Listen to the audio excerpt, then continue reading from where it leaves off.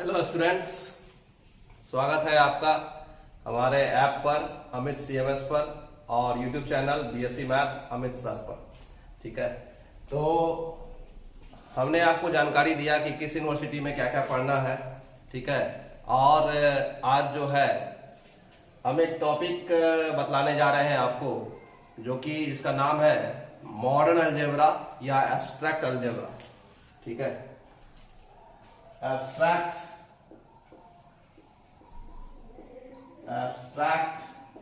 Algebra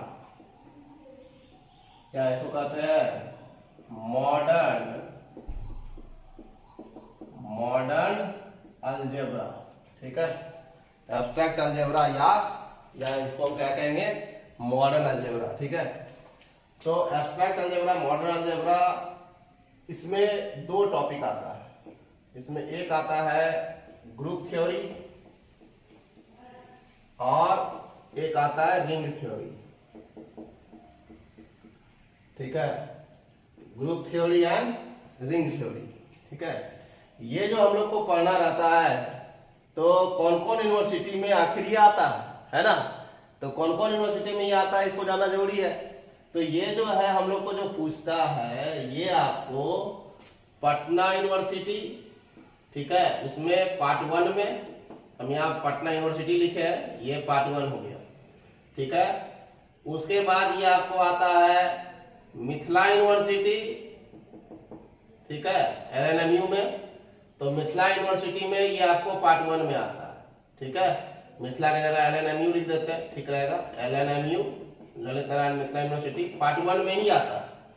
ठीक है, उसके बाद आपको ये आता है भागलपुर यूनिवर्सिटी में। ठीक है, भागलपुर यूनिवर्सिटी, उसमें भी ये आपको पार्ट 1 में आता है। मुंगेर यूनिवर्सिटी, ठीक है, उसमें भी ये आपको पार्ट 1 में आता है। फिर उसके बाद कितने यूनिवर्सिटी को ये पार्ट 1 में पूछा जाता है। ठीक है, एक आपका बिहार में नालंदा ओपन यूनिवर्सिटी है, उसमें भी आपको पूछा जाता है। नालंदा ओपन यूनिवर्सिटी, उसमें भी पार्ट 1 में पूछा जाता है।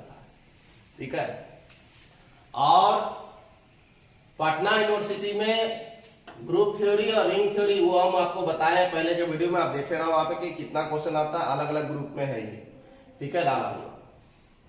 तो इसमें पार्ट 2 में भी ये पूछा जाता है दूसरे यूनिवर्सिटी को, जैसे कि आपका जो पाटलिपुत्रा यूनिवर्सिटी है, PPU, इसको पार्ट 2 में आता है ना। उसके बाद आपका एक यूनिवर्सिटी है मगध यूनिवर्सिटी, इसको भी पार्ट 2 में आता है। ठीक है, बिहार यूनिवर्सिटी, ठीक है, इसको भी पार्ट 2 में आता है। वीर कुंवर सिंह यूनिवर्सिटी, उसको भी पार्ट 2 में आता है। ठीक है, और एक JP यूनिवर्सिटी है, उसको पार्ट 1 में आता है। ठीक है, उसके बाद आपका BNMU हो गया, BNMU, ठीक है, इसको भी पार्ट 2 में आता है। BN मंडल यूनिवर्सिटी को। ठीक है, पूर्णिया यूनिवर्सिटी हो गया, तो पूर्णिया यूनिवर्सिटी को भी पार्ट 2 में आता है। ठीक है, तो टॉपिक कॉमन है, एक ही टॉपिक है, लेकिन ये पढ़ना क्या है, अलग अलग है ना। और इसका कंटिन्यू पोर्शन, आगे का पोर्शन पार्ट 3 में पढ़ना रहता है। ठीक है, पार्ट 3 में पेपर 6 में, है ना। तो अभी तो जैसे पार्ट 3 में यदि पढ़ने जा रहे हैं आप, तो आपको पार्ट 2 का चीज जो है, मतलब कि ये पार्ट 2 में जो आ रहा है, तो इसकी जानकारी होनी चाहिए। क्योंकि पढ़ने का तरीका जो है, वो पढ़ने का तरीका क्या है कि सबसे पहले टर्म जाना जाता है। कोई भी चीज यदि आप पढ़ते हैं मॉडल अलजेब्रा में, तो कुछ इसमें टर्म्स होंगे, है ना।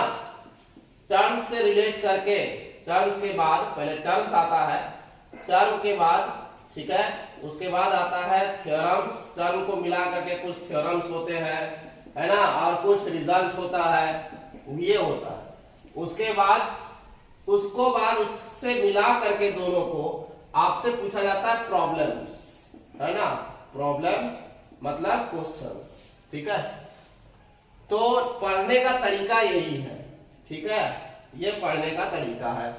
तो क्या है कि टर्म्स, थ्योरम्स, रिजल्ट्स और प्रॉब्लम्स, जैसे यदि कह दे, जैसे डायरेक्ट क्वेश्चन उठा ले, मान लो कि एग्जाम में आया है क्वेश्चन कि प्रूव दैट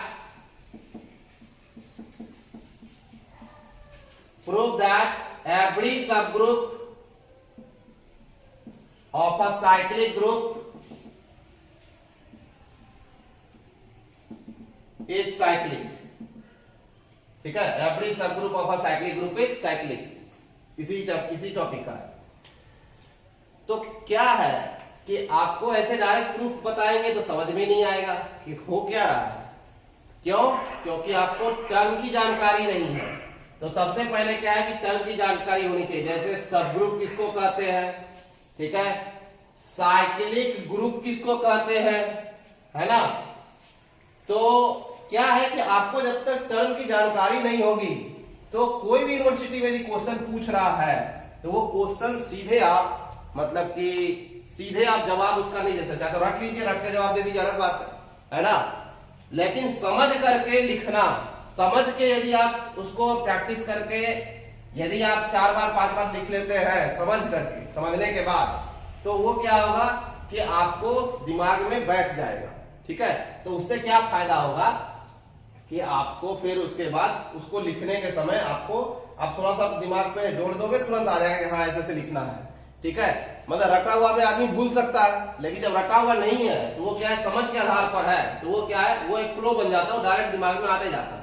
ठीक है, तो ऐसे करके बहुत सारा क्वेश्चन है। जैसे इसमें यदि हम कह दें कि prove that every finite integral domain is a field, every finite integral domain is a field, ये क्वेश्चन पूछता है। ठीक है, पटना यूनिवर्सिटी को भी आता है कि prove that every finite integral domain is a field. ठीक है, every finite integral domain is a field. तो इसका मतलब है क्या कि यहां पे आपको टर्म आया फाइनाइट इंटीग्रल डोमेन, दूसरा टर्म आया फील्ड। तो भाई जब हमको जानकारी ही नहीं है तो हम क्या पढ़ेंगे। ठीक है, अब जैसे क्या है, सबसे पहले टर्म की जानकारी होनी चाहिए। ठीक है, ये दिमाग में आपके जाना चाहिए कि सबसे पहले टर्म की जानकारी होनी चाहिए, है ना। अब यहां आइए,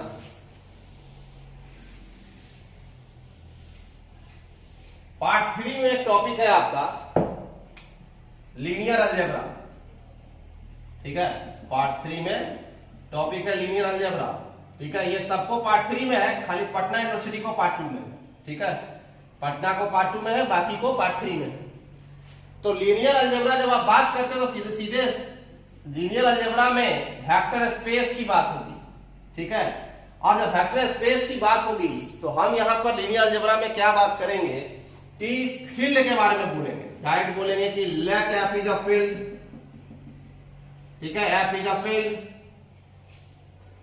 तो क्या है कि हम सीधे शुरुआत तो यहां से कर दिए। अब आपको पता नहीं है कि फील्ड होता क्या है, तो फील्ड कहां पढ़ना है, इसमें। तो इसका मतलब है रिलेट करता है। हम क्या बोले, हमने ये कहा क्या कि ग्रुप थ्योरी और रिंग थ्योरी यदि आप पढ़ रहे हो तो इसका मतलब है क्या कि उसमें फील्ड भी है, ग्रुप है, उसकी जानकारी के लिए तो लीनियर अलजेब्रा जो पार्ट 3 में आएगा उसको पढ़ने के लिए आपको फील्ड जरूरत पड़ेगा। दूसरा, जब वेक्टर स्पेस बनाएंगे कि हम कहेंगे कि VF वेक्टर स्पेस है, बनाने जाएंगे तो क्या कहेंगे कि VF प्लस के रेस्पेक्ट में अबेलियन ग्रुप है, बोलेंगे अबेलियन ग्रुप है। ठीक है, तो यहां पे फिर आ गया टर्म अबेलियन ग्रुप, क्योंकि एग्जाम में क्वेश्चन देता है डिफाइन वेक्टर स्पेस। एग्जाम में क्वेश्चन आता है डिफाइन वेक्टर स्पेस। ठीक है, विथ एग्जांपल्स। तो अब यहां पर क्या है कि आपको पहले ये पता चलेगा तब तो आप पढ़िएगा। ठीक है, इसलिए सबसे पहले और बहुत इंपॉर्टेंट टॉपिक है ये। ठीक है, लीनियर अलजेब्रा, क्योंकि एक ग्रुप ही रहता है पूरा। ठीक है, ये क्या कहें कि किसी को एक ग्रुप में रहता है, किसी को दो, पटना यूनिवर्सिटी को 2 ग्रुप में। ठीक है, तो इसका मतलब है क्या कि आपको इसको जानना, पढ़ना, समझना जरूरी है। ठीक है, और जो आपको यहाँ पर जो ऐप पर वीडियो क्लास आपको मिलेगा उसमें क्या होगा, जैसे पटना यूनिवर्सिटी का है तो डेफिनेशन जो वो चीज है वो सब एक जगह मिलेगा। ठीक है, और आपके यूनिवर्सिटी का ही क्वेश्चन बैंक का आपको सॉल्यूशन मिलेगा। ठीक है, ये काम मिल जाएगा आपको। ठीक है, तो टर्म अलग है, टर्म का अलग मिलेगा और क्वेश्चन का जो सॉल्यूशन होगा उसके हिसाब से वो अलग मिलेगा। ठीक है, ये ध्यान रखना है, टर्म्स थ्योरम्स रिजल्ट्स ये अलग है और क्वेश्चन बैंक का सॉल्यूशन अलग है। मतलब कि ऐप पर पटना यूनिवर्सिटी, भागलपुर यूनिवर्सिटी, जो भी यूनिवर्सिटी है उसका सबका ग्रुप अलग अलग रहेगा। ग्रुप अलग मतलब उसका बैच अलग रहेगा, उसमें उसी का वीडियो क्लास मिलेगा। ठीक है, ऐसा रहेगा, तो यहां ध्यान दीजिएगा।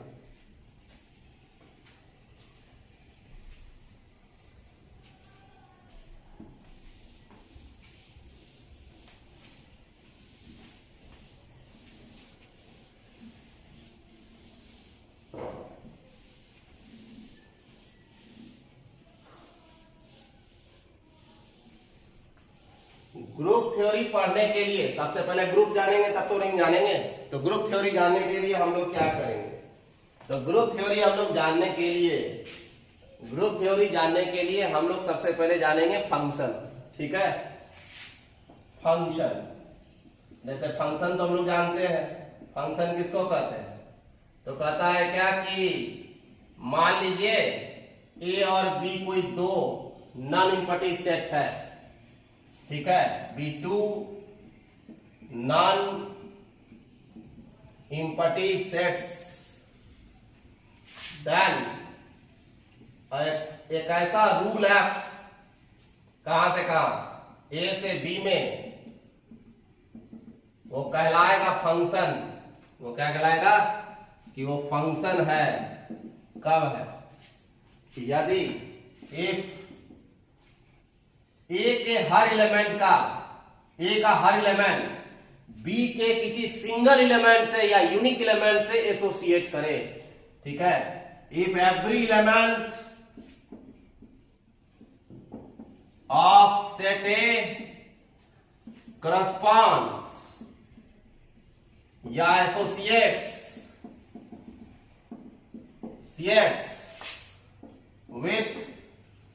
with a single या unique element of set B, मतलब ए का हर एलिमेंट बी के किसी सिंगल एलिमेंट के साथ क्या करे, एसोसिएट करे। देन दस टाइप ऑफ रूल, इस तरह का रूल जो होगा एफ, उसको हम लोग क्या कहेंगे, फंक्शन कहेंगे। किससे, ए से बी में। मतलब इसका नोटेशन जो है वो आप जानते हैं, नोटेशन क्योंकि फंक्शन आप इंटर में ही पढ़े हैं। एफ ए से बी में है और ऐसा लिखा जाता है F X equal to something कुछ देगा वाई, जहां ये जो एक्स है ये एक्स कहां से लेंगे, ये एक्स ए का होगा, इस ए का, जिसको हम लोग कहते हैं डोमेन, और बी को कहते हैं कोडोमेन। ठीक, और y जो है ये क्या है, तो ये कहलाता है कि ये इमेज है, किसका, इमेज ऑफ x। कैसा image, f image, f image, चूंकि f फंक्शन है तो f इमेज ऑफ क्या, x। और ये मेंबर किसमें होगा, ये मेंबर जो है ये b का होगा। ठीक है, तो एक यूज किया जाता है रेंज, मतलब range of the function f, ये किसको कहते हैं, वैसा फंक्शन का रेंज जो होता है, एक सेट होता है जो क्या कहता है, सेट ए के हर एलिमेंट का बी में एसोसिएट करेगा। ठीक है, तो जो बी में एसोसिएट करेगा, जैसे x का जो ए से लिए तो एसोसिएट किया y बी के एलिमेंट से, इसका मतलब है कि y इमेज कहलाया, कैसा, f इमेज कहलाया, किसका, x का। ठीक है, और x को जो fx बराबर y आप लिखे, fx बराबर y, तो y को तो f इमेज कहें। ठीक है, और x को कहेंगे प्री इमेज, x को क्या कहेंगे, प्री इमेज, किसका, y का।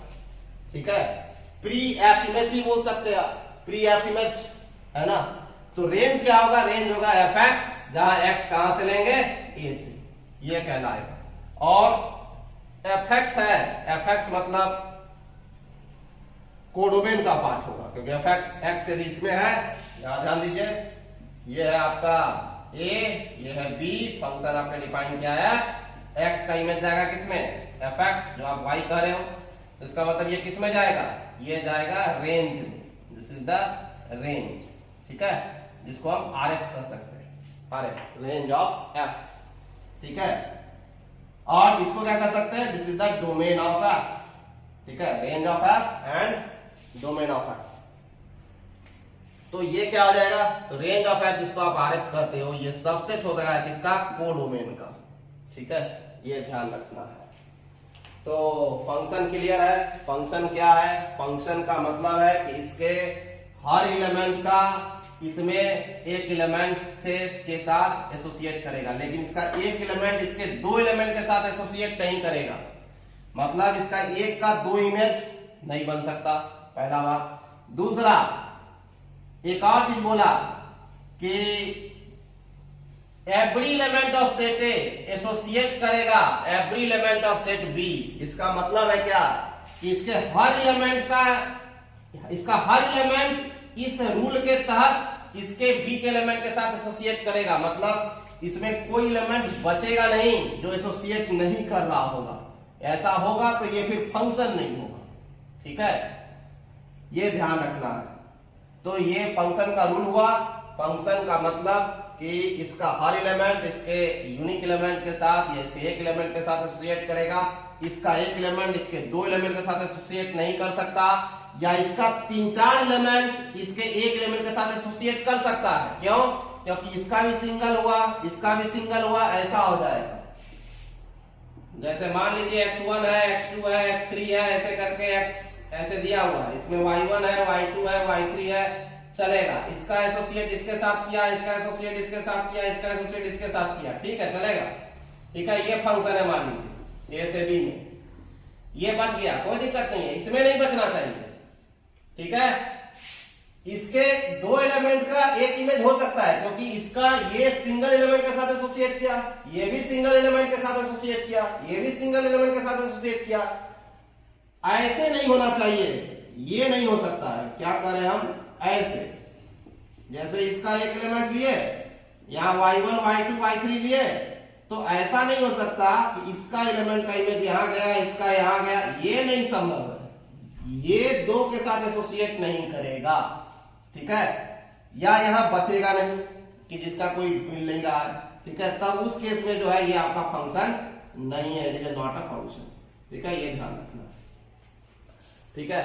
तो फंक्शन क्लियर है कि फंक्शन का मतलब क्या होता है, उसमें डोमेन किसको कहते हैं, कोडोमेन किसको कहते हैं, रेंज किसको कहते हैं, है ना।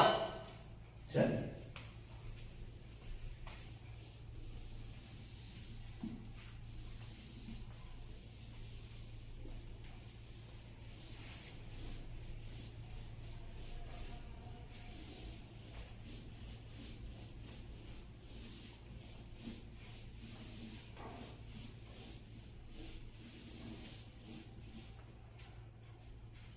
अब जैसे मान लीजिए कि आपको दिया हुआ है, हम ये एक फंक्शन ले लेते हैं, f जो है r से और r प्लस में डिफाइन है, पॉजिटिव रियल नंबर में, ठीक है। ऐसा है कि fx बराबर ex है, सारे x के लिए जो कहां से लेंगे, r से, ठीक है, लेट।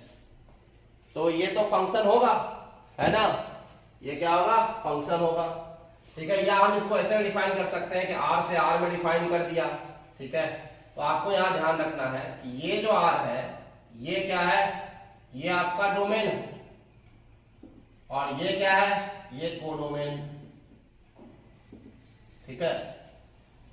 सबसे पहले ये चेक कर लेना है कि ऐसा तो नहीं कोई एलिमेंट बच जाएगा, मतलब उसके लिए फंक्शन डिफाइन नहीं है और आप यहाँ r लिख दिए हो, ऐसा भी होता है, ठीक है। तो पहले ये चेक करेगा फंक्शन तो सही है ना डिफाइन, ऐसा तो नहीं कि फंक्शन सही नहीं गलत लिखे, जैसे कोई ऐसे लिख दे गलती से, f r से r में सच दैट fx बराबर 1/x, ये लिख दिया, तो ये गलत हो जाएगा। क्यों, क्योंकि ये कहेगा कि हम इस फंक्शन का डोमेन है, कौन, ये वाला, ये बोलेगा कि हम डोमेन है किसका, इस फंक्शन का। और डोमेन फंक्शन का उसको कहा जाता है जिसका इसके हर एलिमेंट का इसके एलिमेंट के साथ एसोसिएशन हो, सिंगल एलिमेंट के साथ, ठीक है। मतलब इसका कोई एलिमेंट बचना नहीं चाहिए जो एसोसिएट ना करे। तो यहां यदि इसके घर में 0 है तो जीरो यदि हम यहाँ डालेंगे तो 1/0 होगा जो अनडिफाइंड हो जाएगा। तो क्या अनडिफाइंड हो गया तो क्या वो एसोसिएट किया इसके घर में कोई एलिमेंट के साथ? नहीं किया। ठीक है, अनडिफाइंड है 1/0। तो इसका मतलब है क्या कि फंक्शन के घर से उसको जो फंक्शन जो आप ले रहे हैं उसको डिफाइन होने के समय जो उसका डोमेन होगा वो उन्हीं चीजों को रखेगा जिसके लिए फंक्शन डिफाइंड हो। ठीक है, तो उसको कहते हैं डोमेन ऑफ द फंक्शन। ठीक है, तो इसका मतलब है कि ये डोमेन नहीं होगा। इसको डोमेन यदि सही से बनाना है, क्योंकि एक एलिमेंट 0 बच रहा है, तो इसको सही से बनाने के लिए हम लोग को r में से 0 को हटाना होगा। ठीक है, तब जाकर के fx बराबर 1/x आप ऐसे लिख सकते हैं। ठीक है, तो इसका मतलब है क्या कि 0 हटा दिए तो इसके लिए फंक्शन हमेशा डिफाइंड है, क्योंकि 0 पे टेंशन हो रहा था। ठीक है, तो ये आपको ध्यान रखना है। ठीक है, कि हम फंक्शन जो है डिफाइन कर रहे हैं तो डिफिनीशन को ध्यान में रखना है कि डिफिनीशन क्या कह रहा है। ठीक है, अब यहां आइए, ये डोमेन हो गया। अब इसमें क्या है कि इसका fx बराबर ex जो है ये, इसके बारे में आप जानेंगे तो ये ऐसे इसका ग्राफ। ठीक है, e0 करेंगे तो 1 पे देगा, है ना। ये x एक्सिस हो गया आपका, ये y एक्सिस हो गया। ठीक है, और इधर माइनस इन्फिनिटी की तरफ जाएंगे तो ये 0 के नजदीक पहुंचेगा, और प्लस इन्फिनिटी जाएंगे तो इन्फिनिटी की तरफ जाएगा। ठीक है, टेंड करेगा, इन्फिनिटी की तरफ टेंड करेगा। इसका मतलब है इसका रेंज जो होगा वो इसको छोड़ देगा 0 को और यहां से ऊपर की ओर जाएगा। ठीक है, तो इसका मतलब है क्या कि इस फंक्शन का जो रेंज होगा वो रेंज क्या होगा? रेंज जो f का होगा वो क्या होगा? वो x होगा, जहां x क्या है 0 से बड़ा है। x कहां से लेंगे? r के घर से लेंगे, सच दैट कि x 0 से क्या है? बड़ा है। ठीक है, क्योंकि 0 तो होगा नहीं, है ना। इसका मतलब है इसका रेंज हो जाएगा r plus positive real number. ठीक है, तो इसका मतलब है क्या कि हम यदि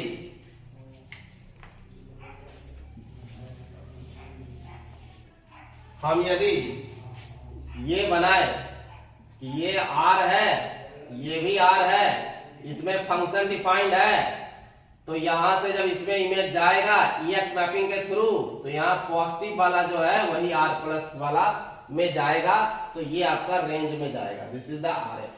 ठीक है, तो इसका मतलब है क्या कि RF जो है प्रॉपर सबसेट होगा किसका? R का जो कोडोमेन। ठीक है, ये ध्यान रखना। तो डोमेन आपको ध्यान में आ गया, कोडोमेन ध्यान में आ गया, रेंज ध्यान में आ गया। ठीक है, ये रेंज है। ठीक है, RF मतलब रेंज ऑफ f, ये सबसेट है, प्रॉपर सबसेट है किसका? R का। ठीक है, ये सब आप इंटर में आप पढ़े होंगे, 11th 12th क्लास में आप पढ़े होंगे।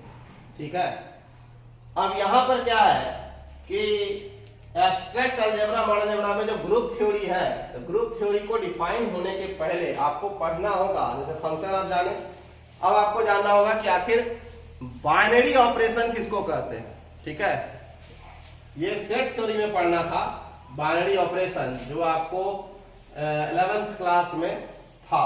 ठीक है, 11th या 12th क्लास में इंटर में था। ठीक है, बाइनरी ऑपरेशन, चलिए ध्यान दीजिएगा।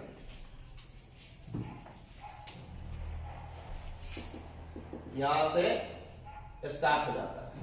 ठीक है, बाइनरी ऑपरेशन ये किसको कहते हैं? ठीक है, तो कोई मान लेते हैं कि G जो है एनी नॉन इम्पटी सेट है। ठीक है, एंड स्टार जो है एन ऑपरेशन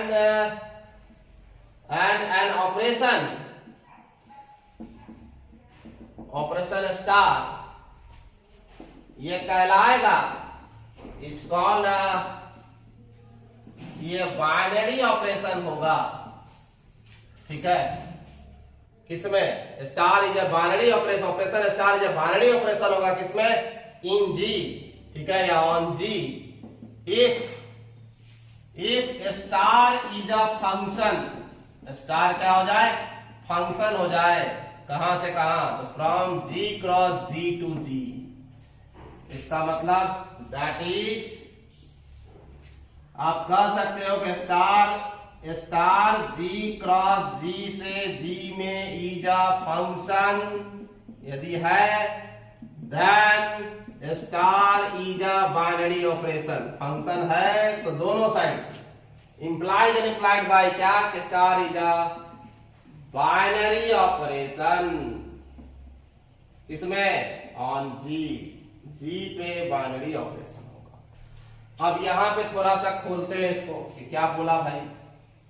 इसका स्टार यदि फंक्शन है तो ये क्या चीज का काम कर रहा है और ये क्या चीज का काम कर रहा है, तो ऑब्वियस है कि ये मेरा डोमेन का काम कर रहा है और ये क्या चीज का काम कर रहा है, तो कोडोमेन का काम कर रहा है। डोमेन दिख रहा है कैसा है, ये जो डोमेन दिख रहा है जी क्रॉस जी, ये कार्टेशियन प्रोडक्ट है।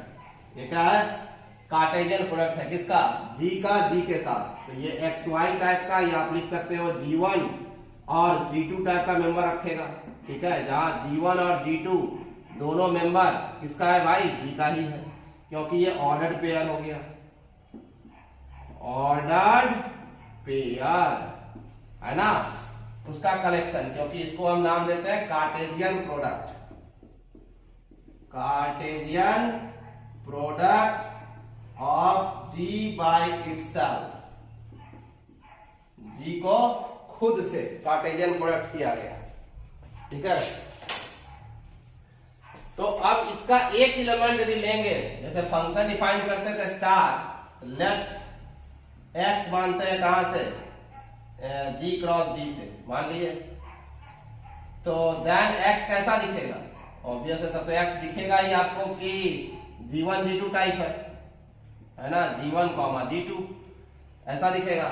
और स्टार फंक्शन है, तो स्टार फंक्शन है तो स्टार कैसा दिखेगा, मतलब स्टार कैसे ऑपरेट करेगा, तो स्टार आपको ऑपरेट करेगा इस तरीके से कि स्टार जब आप ऑपरेट करवाओगे तो स्टार एक्स ऐसा लगेगा।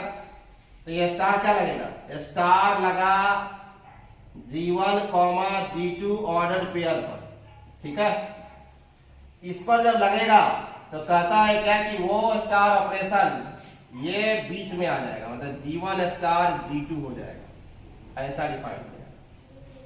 मतलब ऑर्डर्ड पेयर के बीच में स्टार आ जाएगा और ये स्टार कुछ डिफाइन होगा, है ना, कि इसके और इसके बीच में स्टार डिफाइंड है, मतलब दो एलिमेंट के बीच में स्टार ऑपरेशन किया गया। और जो नया मेंबर बना, कुछ बनेगा ना, मान लो नया मेंबर बना, इसका नाम रखते हैं G3, तो G3 जो है वो किसके घर में रहेगा, जी के घर में, कोडोमेन में इमेज बन गया, किसमें जाएगा, जी के घर में। ठीक है, तो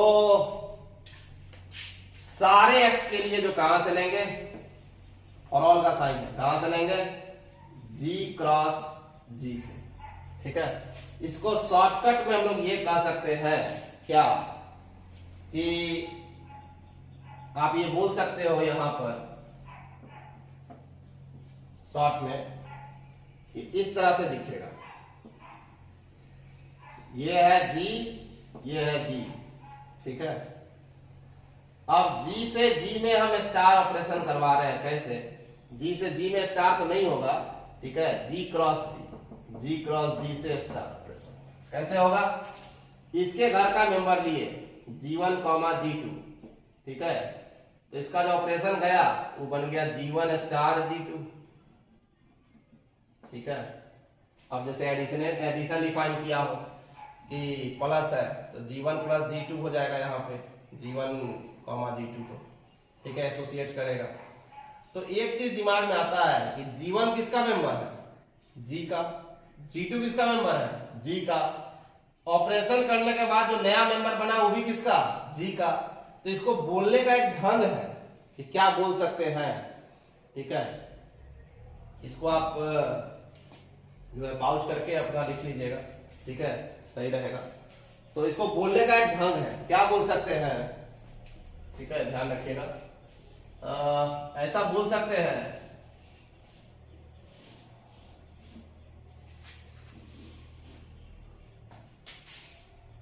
जी के घर का एलिमेंट G1 G2 घर का एलिमेंट, और ऑपरेशन करने पर भी इसी के घर में रहे, तो इसका मतलब है क्या कि इस तरह के लॉ को क्लोजर लॉ कहा जाता है। ठीक है, इसका मतलब दैट इज यदि star is a binary operation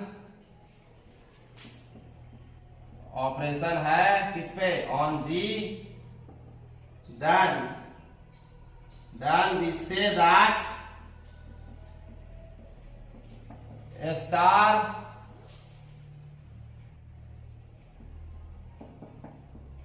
follows closure law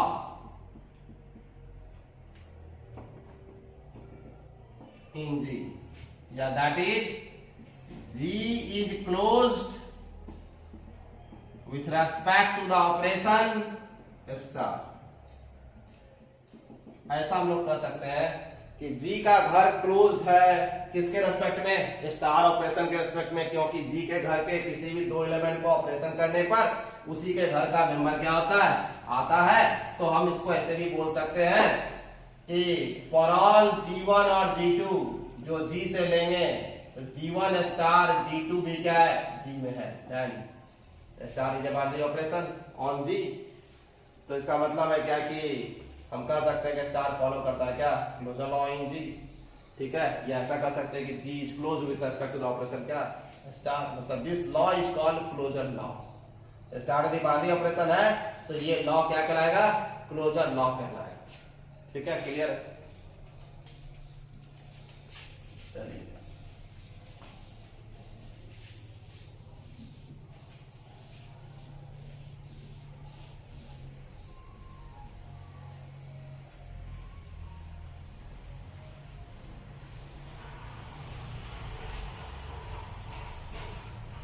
एक एग्जांपल लेते हैं।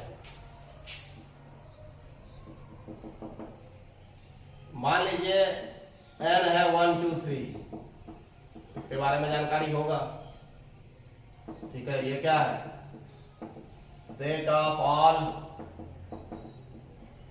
नेचुरल नंबर है ना। और ऑपरेशन जो है ना, ऑपरेशन लेते हैं प्लस, ऑपरेशन है plus, that is the usual addition. Usual addition मतलब जैसे नॉर्मल जो एडिशन आप करते हैं वही है, ठीक है। तो आपसे पूछते हैं कि क्या प्लस जो है बाइनरी ऑपरेशन है ऑन n, n के ऊपर। तो आपके दिमाग में क्या आएगा कि हम चेक करें कि प्लस जो है बाइनरी ऑपरेशन है n के ऊपर, इसका मतलब है कि n के घर के दो एलिमेंट को जोड़ने पर क्या n के घर का मेंबर आता है, ऐसे ही चेक कर लो। आप ऐसे भी बोल सकते हो, ठीक है, चेक करने के लिए कि मान लीजिए कि हम यहाँ पर प्लस को ये दिखलाएं कि प्लस n क्रॉस n से n में फंक्शन है, ये भी तो चेक कर सकते हो, इज अ फंक्शन है ना, तो बाइनरी ऑपरेशन हो जाएगा। तो n क्रॉस n के घर का दो मेंबर लोगे तो क्या लोगे, तो मानते हैं कि a और b n के घर का मेंबर है, तो a कॉमा b किसका होगा, n क्रॉस n का मेंबर होगा। और प्लस करेंगे a b पर तो क्या आएगा, a प्लस b। तो दो नेचुरल नंबर को जोड़ने पर क्या आता है, नेचुरल नहीं आता, आता है। इसका मतलब है ये फंक्शन होगा। तो इसका मतलब है क्या कि यस, ठीक है, ये लिख ही दिए plus n cross n is a function. कारण नीचे दे दीजिए, बिकॉज, ठीक है, hence star, hence plus is a binary operation. इससे प्लस को क्या कहेंगे कि बाइनरी ऑपरेशन है किस पर है, ऑन n, ठीक है। या ऐसा कर सकते हैं, और ऐसा कर सकते हैं कि n जो है फॉलो करता है, n follows closure law with respect to the operation क्या, addition. n follows closure law with respect to the operation कौन, एडिशन, ठीक है। या ऐसा कर सकते हैं कि n is closed, टर्म समझिएगा, n is closed with respect to the operation कौन, एडिशन, ठीक है। एडिशन के रेस्पेक्ट में क्या है, क्लोज्ड है। या ऐसे भी दिखला सकते हैं, जो यहां पे दिखलाए हुए थे, ऐसे भी दिखला सकते हैं क्या, ऐसे क्या दिखला सकते हैं, और कि फॉर ऑल ए और बी जो n से ले a प्लस बी करेंगे तो n से होगा। इसका मतलब है क्या कि n फॉलोज कर गया क्या क्लोजर लॉ।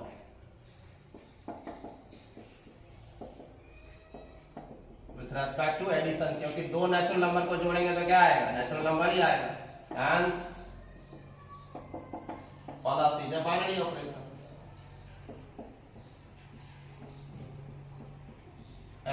n के ऊपर क्या है, बाइनरी ऑपरेशन। दूसरा देखिए, इसी में यदि हम n के जगह माइनस लगा दे, ठीक है, जैसे n की जगह हम कर देगा कि नहीं भाई n जो आप लिखे हैं 1 2 3 ये है सेट ऑफ ऑल, कैसा नंबर है भाई, नेचुरल नंबर है।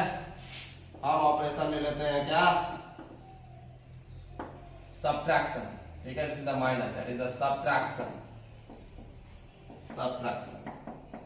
ठीक है, ये ले लेते। तो कहेंगे क्या कि क्या ये बाइनरी ऑपरेशन है, is minus a binary operation on n, क्या है, तो क्या कहेंगे, आंसर में क्या जाएगा, नो। क्यों जाएगा नो, क्योंकि बिकॉज कोई भी दो नेचुरल नंबर को घटाने पर नेचुरल आना चाहिए था। तो क्या आएगा, मान लो मान लो कि हम यहाँ पे 1 जो है वो नेचुरल ले लें, फिर 1 ही ले लें नेचुरल से, ठीक है, तो घटा दे तो 1 माइनस 1 तो क्या आ जाएगा 0, 0 क्या नेचुरल नंबर है, नहीं है।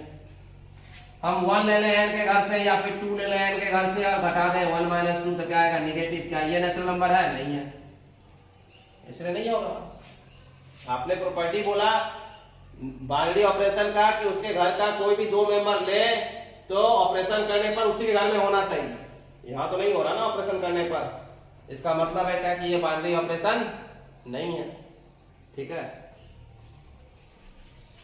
क्लियर है, कोई दिक्कत नहीं, ठीक है, चलिए आगे बढ़ते हैं।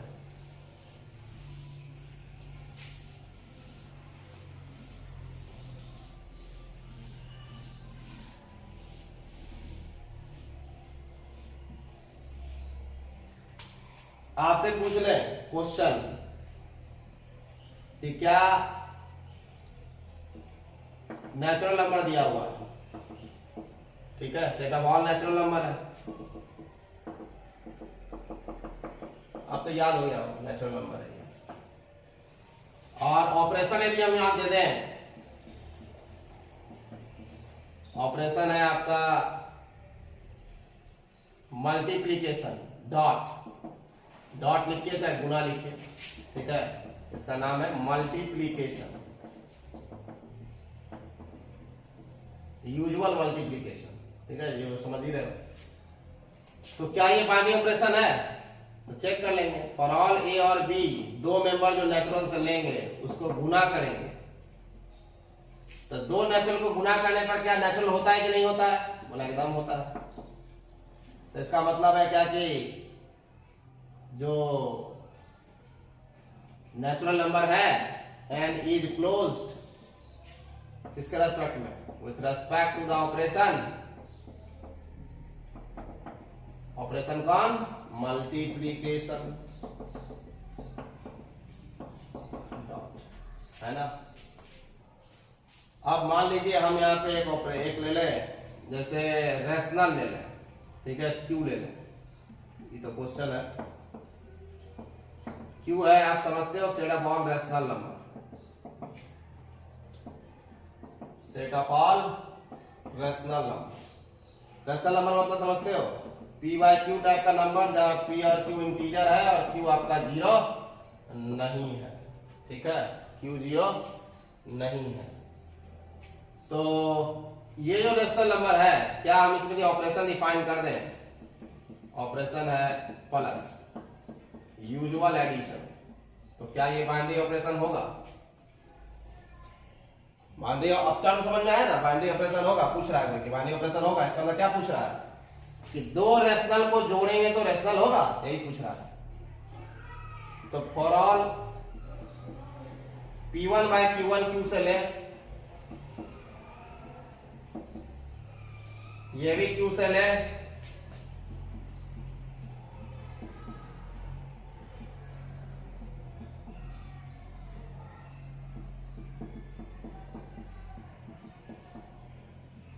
तो ये हो गया P1 P2 Q1 Q2 integer से होगा, और Z मतलब इंटीजर का सेट है, और Q1 जीरो नहीं है और Q2 भी आपका जीरो नहीं है। ठीक है, तो यहां पर क्या है कि ये दो रेशनल को यदि आप जोड़ोगे तो क्या आएगा, चेक कीजिए, रेशनल आता है कि रेशनल नहीं आता है ना। हम लोग चेक कर लेते हैं रेशनल आता है या रेशनल नहीं आता है। P1 by Q1 P2 by Q1 Q2 plus Q1 P2 by क्या Q1 Q2। ठीक है, ये लिख सकते हैं। तो ये क्या है, ऊपर का नंबर जो है जोड़ने पर integer integer integer integer, integer को गुना करेंगे इंटीजर, इंटीजर को जोड़ेंगे इंटीजर, तो ये इंटीजर आया, ये क्या आया, ये भी आपका इंटीजर आया। ये जीरो इंटीजर नहीं होगा क्योंकि Q1 जीरो नहीं है, Q2 जीरो नहीं है, तो Q1 और इंटू जो Q2 है वो भी आपका जीरो नहीं होगा। इसका मतलब है क्या कि ये पूरा जो पैटर्न है ये किसका है, रेशनल का, रेशनल नंबर होगा। सही है, इसका मतलब है क्या कि दो रेशनल को जोड़ने पर फिर से मेरा रेशनल आता है। ठीक है, सो जो एडिशन है वो क्या है, वो ऑलरेडी रेशनल नंबर के ऊपर क्लोजर लॉ को फॉलो करेगा। इसका मतलब है क्या कि Q is closed with respect to the operation कौन, plus addition, thus plus is a binary operation. ठीक है, क्लियर है, हम लोग बाइनरी ऑपरेशन के बारे में जान रहे हैं।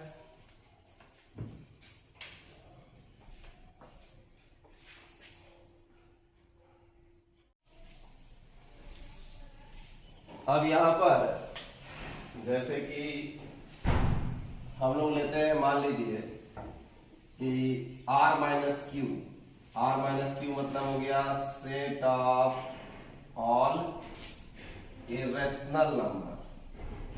ठीक है, तो set of all irrational number हो गया पाई, √2, √3, ये सब वाला नंबर, मतलब जो रेकरिंग नहीं है, टर्मिनेटिंग नहीं है। ठीक है, वैसा फ्रैक्शन, ठीक है, वैसा नंबर।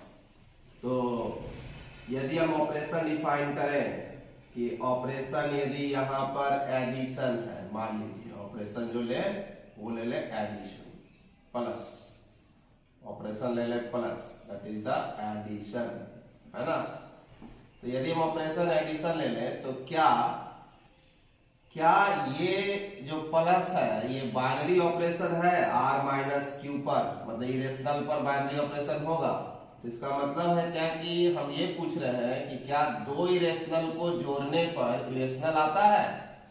तो हम क्या करेंगे, हम √2 इरेशनल नंबर है, ठीक, माइनस √2 भी तो इरेशनल नंबर है ना, और दोनों को हम लोग जोड़ देंगे। तो दोनों को जोड़ेंगे तो क्या आएगा, √2 प्लस माइनस √2।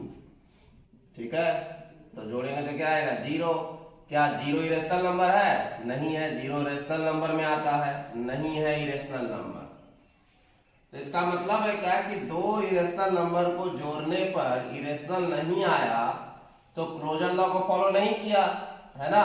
इसका मतलब है क्या कि सो plus is not a binary operation, plus जो है वो बाइनरी ऑपरेशन नहीं है, नॉट अ बाइनरी ऑपरेशन किसके ऊपर, ऑन R माइनस क्यू, मतलब set of all irrational number पर। ठीक है, क्या, ठीक है, एक तो एग्जांपल ये हो गया, फिर एग्जांपल एक देते हैं, जैसे क्या R माइनस क्यू ही लें, मतलब set of all irrational number ही हम लें, set of all irrational number मान लीजिए ले लिए, और ऑपरेशन हम डिफाइन करते हैं मल्टीप्लीकेशन। ठीक है, ऑपरेशन हो गया डॉट या क्रॉस जिसको कहते हो, that is usual multiplication, usual multiplication. ठीक है, तो क्या यूजुअल मल्टीप्लीकेशन ये रखने पर दो इरेशनल नंबर को गुना करने पर क्या इरेशनल नंबर आता है, ये हमको चेक करना है। तो आइए हम लोग चेक करते हैं कि आता है या नहीं आता है।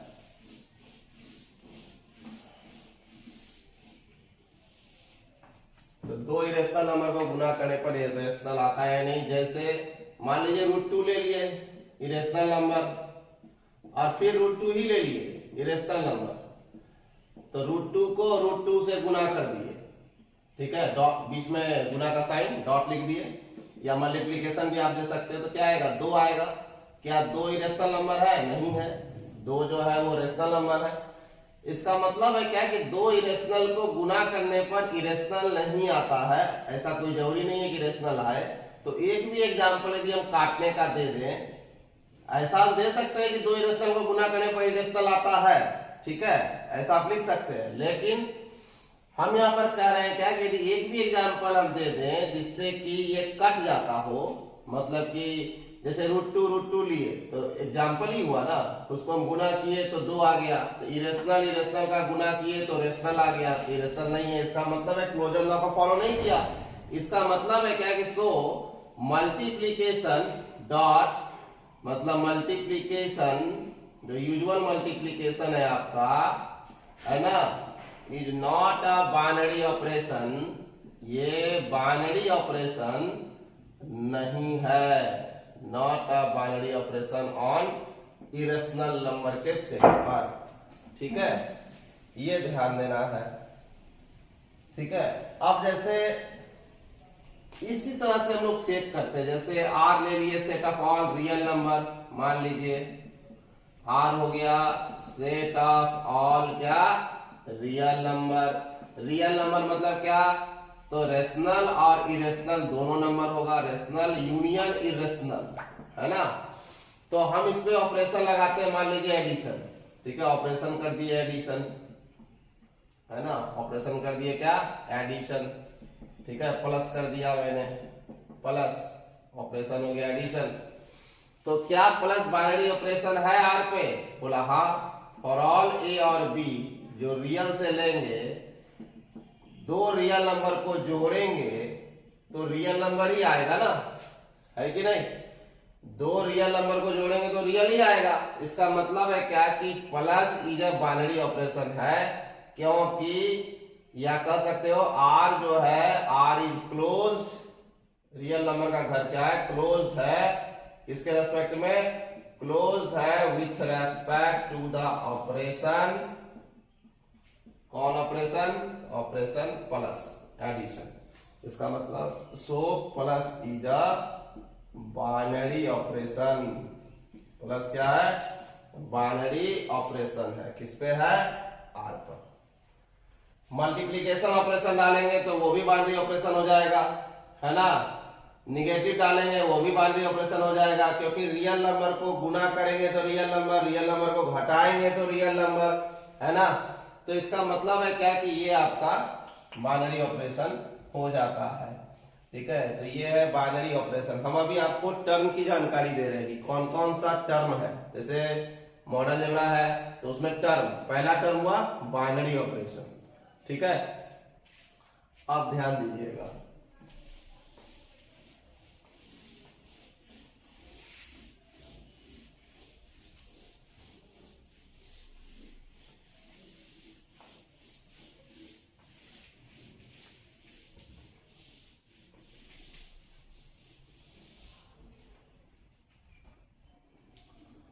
अब बाइनरी ऑपरेशन के बाद आपके पास आता है कि अलजेब्राइक स्ट्रक्चर, एक टर्म है अलजेब्राइक स्ट्रक्चर, ठीक है।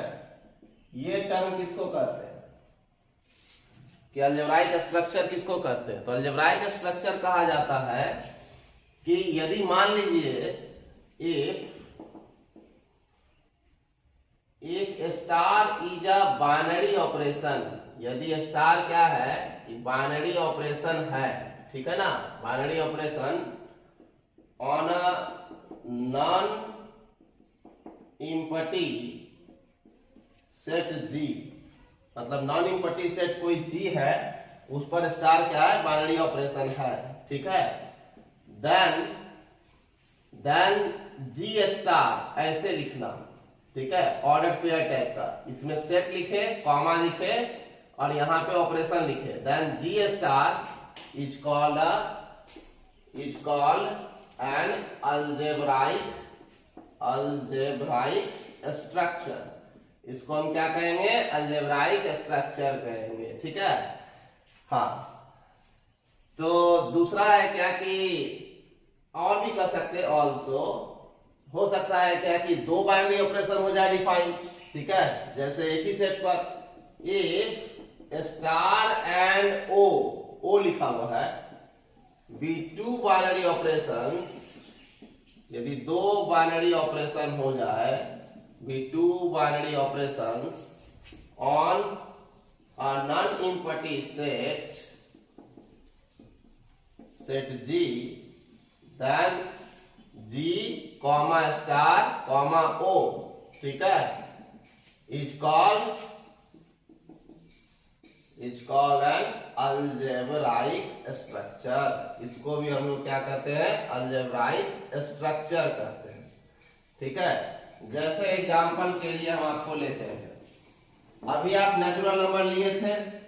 ठीक है, तो नेचुरल नंबर के सेट में 1 2 3 जो लिए, इसमें प्लस ऑपरेशन जो है, प्लस ये भी बाइनरी ऑपरेशन है, बाइनरी एडिशन, प्लस मतलब एडिशन प्लस। ठीक है, ये is a binary operation on an, तो इसका मतलब लिख सकते हैं एन प्लस, ऐसे लिख सकते हैं। ऐसा लिखने का मतलब ही हो गया algebraic structure, is an algebraic structure. ठीक है, शॉर्ट में लिख दिए। जैसे मल्टीप्लीकेशन, यूजुअल एडिशन था, ये यूजुअल मल्टीप्लीकेशन है ना। यूजुअल मल्टीप्लीकेशन ये इज अ बाइनरी ऑपरेशन, ये भी बाइनरी ऑपरेशन होगा किस पे? एन पर। देन इंप्लाइज, हम एन को इनटू ऐसे करके लिखेंगे, इज एन अलजेब्राइक स्ट्रक्चर। ये भी क्या होगा? अलजेब्राइक स्ट्रक्चर होगा। ठीक है, अब मान लीजिए कि दोनों स्ट्रक्चर हुआ, तो हम इसको ऐसे भी लिख सकते हैं कि प्लस एन डॉट मतलब मल्टीप्लीकेशन, ठीक है, आर बाइनरी ऑपरेशंस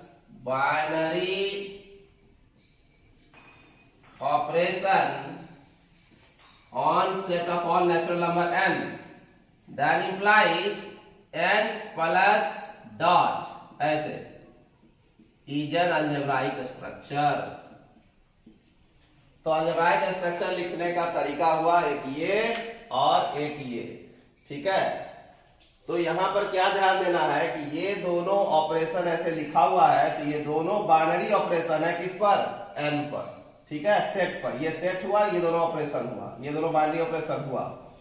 अब बाइनरी ऑपरेशन नहीं रहेगा तो नहीं लिख सकते हैं। जैसे ध्यान दीजिएगा कि इरेशनल नंबर वाला बाइनरी ऑपरेशन नहीं है ना, या फिर एक और चीज निगेटिव, नेचुरल नंबर में निगेटिव डिफाइन करेंगे तो बाइनरी ऑपरेशन नहीं होगा, है ना। नेचुरल नंबर में यदि हम n लिए थे अभी 1 2 3 नेचुरल नंबर, तो इसमें यदि निगेटिव कर दें तो माइनस सब्ट्रैक्शन, तो ये is not a binary operation, subtraction है। सब्ट्रैक्शन जो है बाइनरी ऑपरेशन तो नहीं था, नॉट अ बाइनरी ऑपरेशन। ठीक है, ये बाइनरी ऑपरेशन नहीं है, not a binary operation on n। तो देन हम ऐसे नहीं लिख सकते, n माइनस, ठीक है, is not an algebraic structure। ठीक है, बात समझ में आ गया? मतलब बाइनरी ऑपरेशन यदि नहीं है तो ऐसे नहीं लिख सकते। जैसे हम ये नहीं लिख सकते कि इरेशनल नंबर प्लस ये हम नहीं लिख सकते। हम इरेशनल नंबर इनटू नहीं लिख सकते। हम रियल नंबर या रेशनल नंबर लिखे और रेशनल नंबर प्लस, तो ये हम लिख सकते हैं, ये अलजेब्राइक स्ट्रक्चर है। रेशनल नंबर इनटू हम लिख सकते हैं। इंटीजर, जेड से इंटीजर होता है या आई से इंटीजर होता है, इंटीजर प्लस हम लिख सकते हैं। क्यों? क्योंकि दो इंटीजर को ये एडिशन ऑपरेशन हुआ तो और ये सेट हुआ तो दो इंटीजर को जोड़ेंगे तो इंटीजर होगा ही। ठीक है, इसका मतलब है क्या कि ये अलजेब्राइक स्ट्रक्चर होगा। क्या हम गुना लिख सकते हैं z इंटू, ऐसे लिख सकते हैं? हाँ लिख सकते हैं। दो इंटीजर को गुना करेंगे तब भी इंटीजर।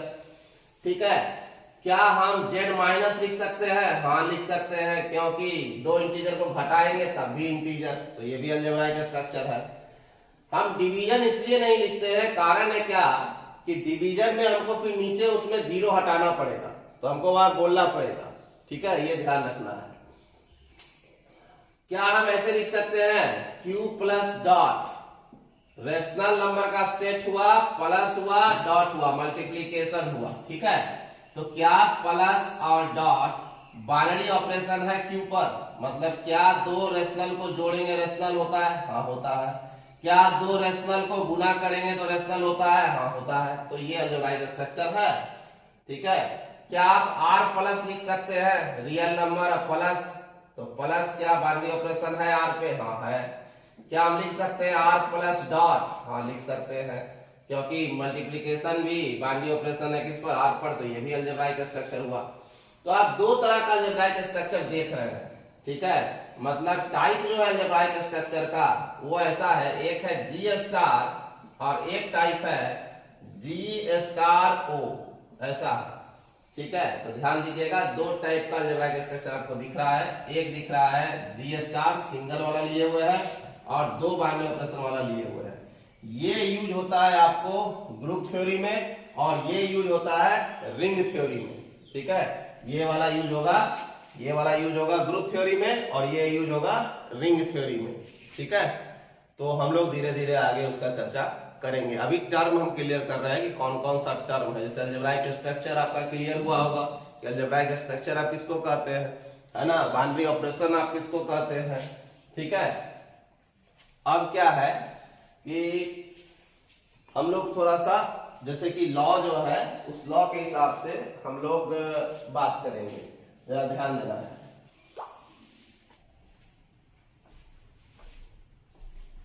चलिए, तो अब हम लोग बात करने जा रहे हैं ग्रुपॉइड और क्वासी ग्रुप के बारे में। ठीक है,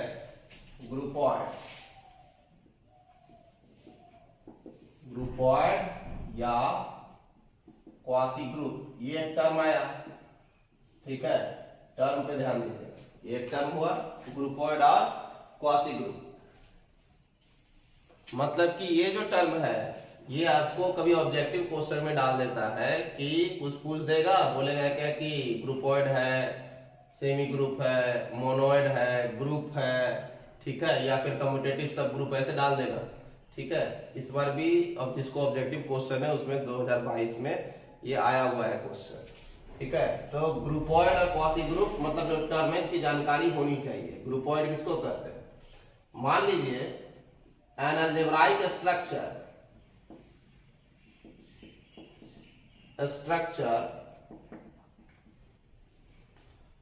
कौन अलजेब्राइक स्ट्रक्चर?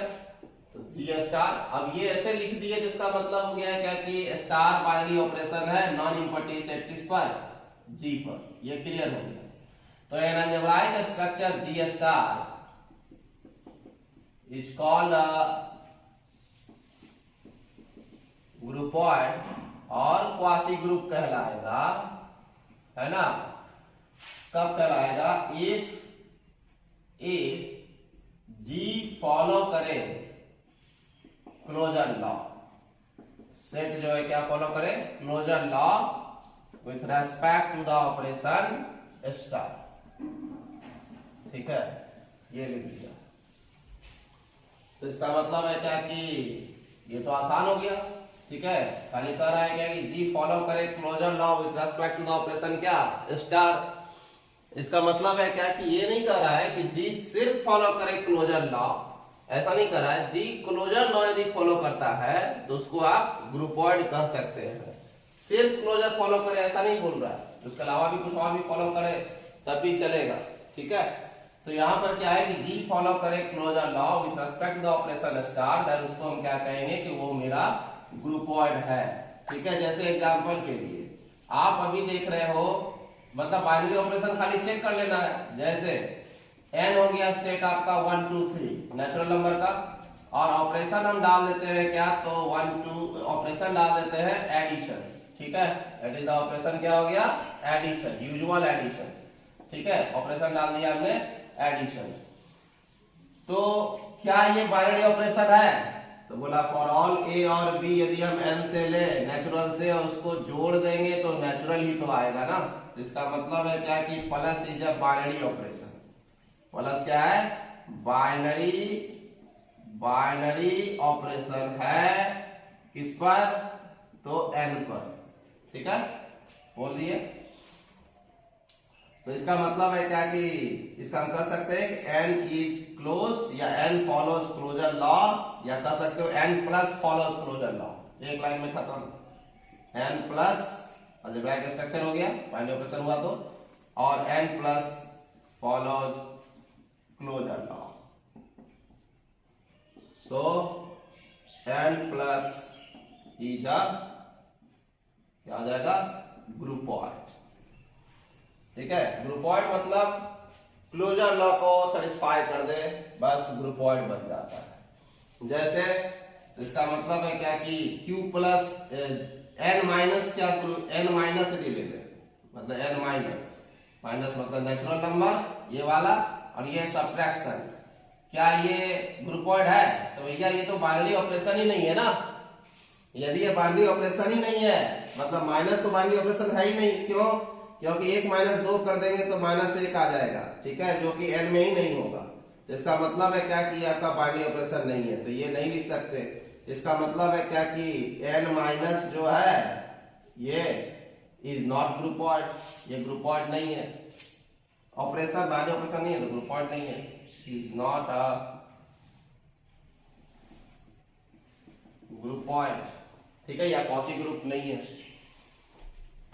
इसका मतलब है क्या कि जो आपके पास बाइनरी ऑपरेशन को सेटिस्फाई कर रहा है, जो ऑपरेशन बाइनरी ऑपरेशन हो जा रहा है सेट पर, और सेट यदि अलजेब्राइक स्ट्रक्चर बन जा रहा है, देन वो आपका ग्रुपॉइड है।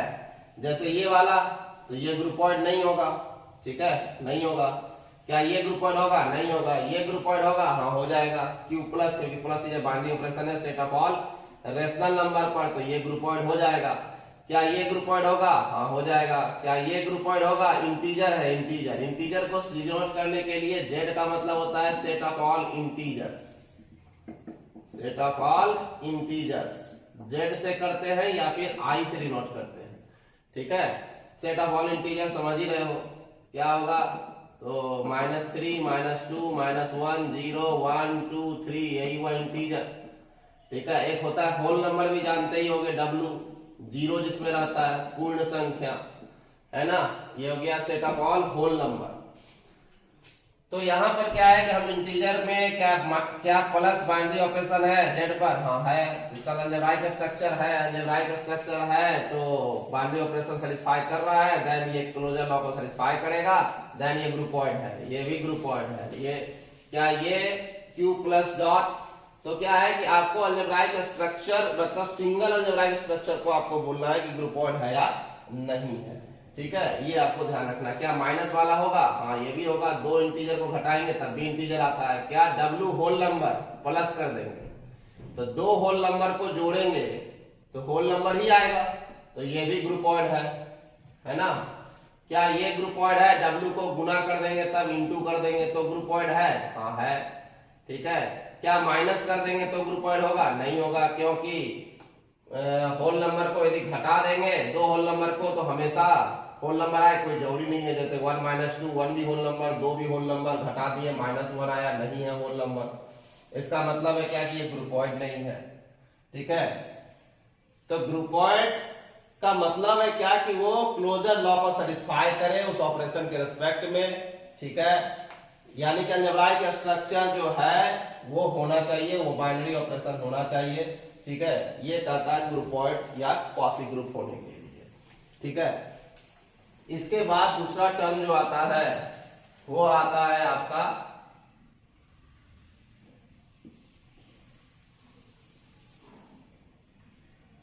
ग्रुपॉइड हुआ, क्वासी ग्रुप हुआ, जिसको कहते हैं।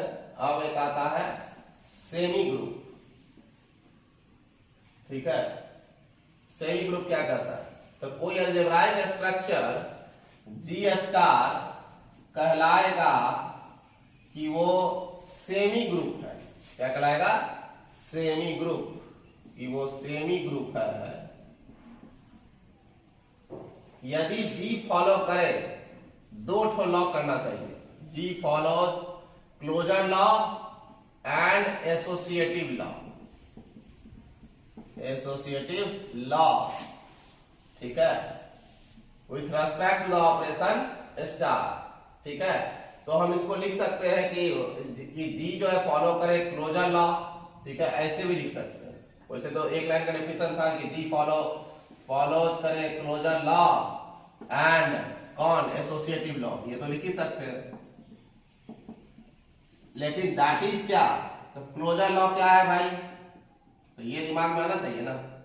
क्लोजर लॉ क्या है? ठीक है, क्लोजर लॉ कहता है फॉर ऑल ए और बी जो जी से ले, ए स्टार बी करे तो जी में ही हो। That is the closure law. ठीक, दूसरा क्या है? Associative law. तो ये क्या कहता है भाई? एसोसिएटिव लॉ किसको कहते हो? तो एसोसिएटिव लॉ कहता है कि यदि तीन एलिमेंट आप लेते हैं, ये नहीं है कि अलग अलग ले, बराबर भी आप ले सकते हैं। ठीक है, तो कहता है कि ए स्टार बी पहले दो का ऑपरेशन करके फिर तीसरे के साथ करे, तो ब्रैकेट यहां लगा हुआ है, तो ये बराबर होगा ए स्टार बी स्टार सी, मतलब ब्रैकेट यहां पे आएगा। यदि ऐसा कोई लॉ इस रिजल्ट को यदि फॉलो कर जाए तो इस लॉ को हम लोग क्या कहते हैं? इसको कहते हैं दैट इज एसोसिएटिव लॉ। ठीक है, तो ये हो जाएगा जो दोनों को सेटिस्फाई करे वो कहलाएगा सेमी ग्रुप। ऐसा नहीं है सिर्फ दोनों को करे, ऐसा नहीं लिखा हुआ है। ठीक है, इसके अलावा और भी कर सकता है, लेकिन कम से कम है कितना को सेटिस्फाई करना चाहिए, क्लोजर और कौन एसोसिएटिव, तो वो कहलाएगा सेमी ग्रुप। ठीक है, जैसे एग्जांपल के लिए मान लीजिए नेचुरल नंबर ही लेते हैं। ठीक है, एन ले लिए, set of all natural number. ठीक है, लिख लिए नेचुरल नंबर। ऑपरेशन हमने ले लिया एडिशन। ऑपरेशन हो गया कौन? Addition plus. ठीक है, अब हम पूछ रहे हैं कि क्या अलजेब्राइक स्ट्रक्चर बनेगा? तो भैया पहला हम चेक करेंगे क्लोजर लॉ। कैसे चेक करेंगे? दो नेचुरल नंबर को फॉर ऑल ए और बी एन से लेंगे, मतलब दो नेचुरल नंबर जो एन से लेंगे सारा, ठीक है, उसको जोड़ेंगे तो नेचुरल ही आएगा ना। इसका मतलब एन क्या फॉलो किया? तो एन प्लस अलजेब्राइक स्ट्रक्चर हो गया फॉलोज क्लोजर लॉ।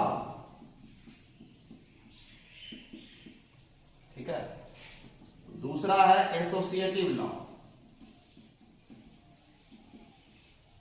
कि क्या इसको सेटिस्फाई करता है? तो चेक करिए, इसको क्या चेक करेंगे? फॉर ऑल तीन एलिमेंट चाहिए, ए बी सी एन से लिए, बराबर भी आप ले सकते हैं। ठीक है, देन यह इंप्लाइज दो नेचुरल नंबर को ऐसे जोड़ेंगे और फिर उसके बाद तीसरा नेचुरल नंबर जोड़ेंगे, तो रिजल्ट क्या आएगा?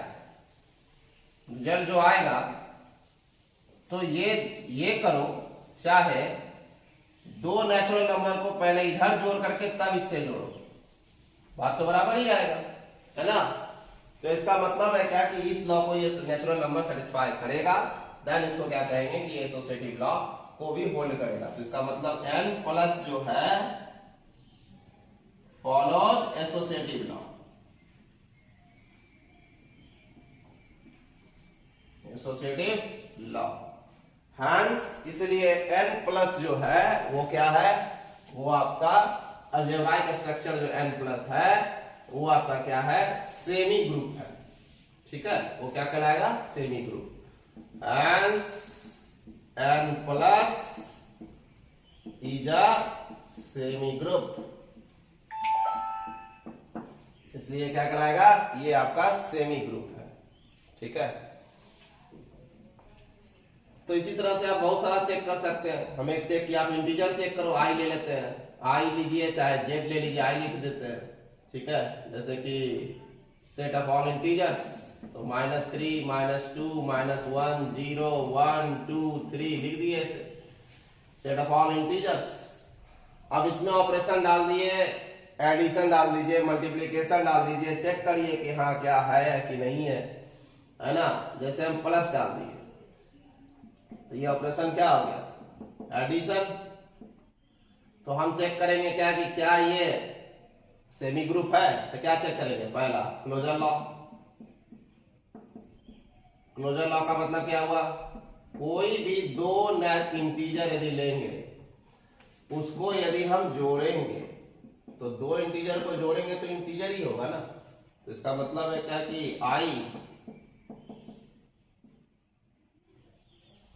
फॉलो करता है क्लोजर लॉ, ठीक है। आई फॉलोज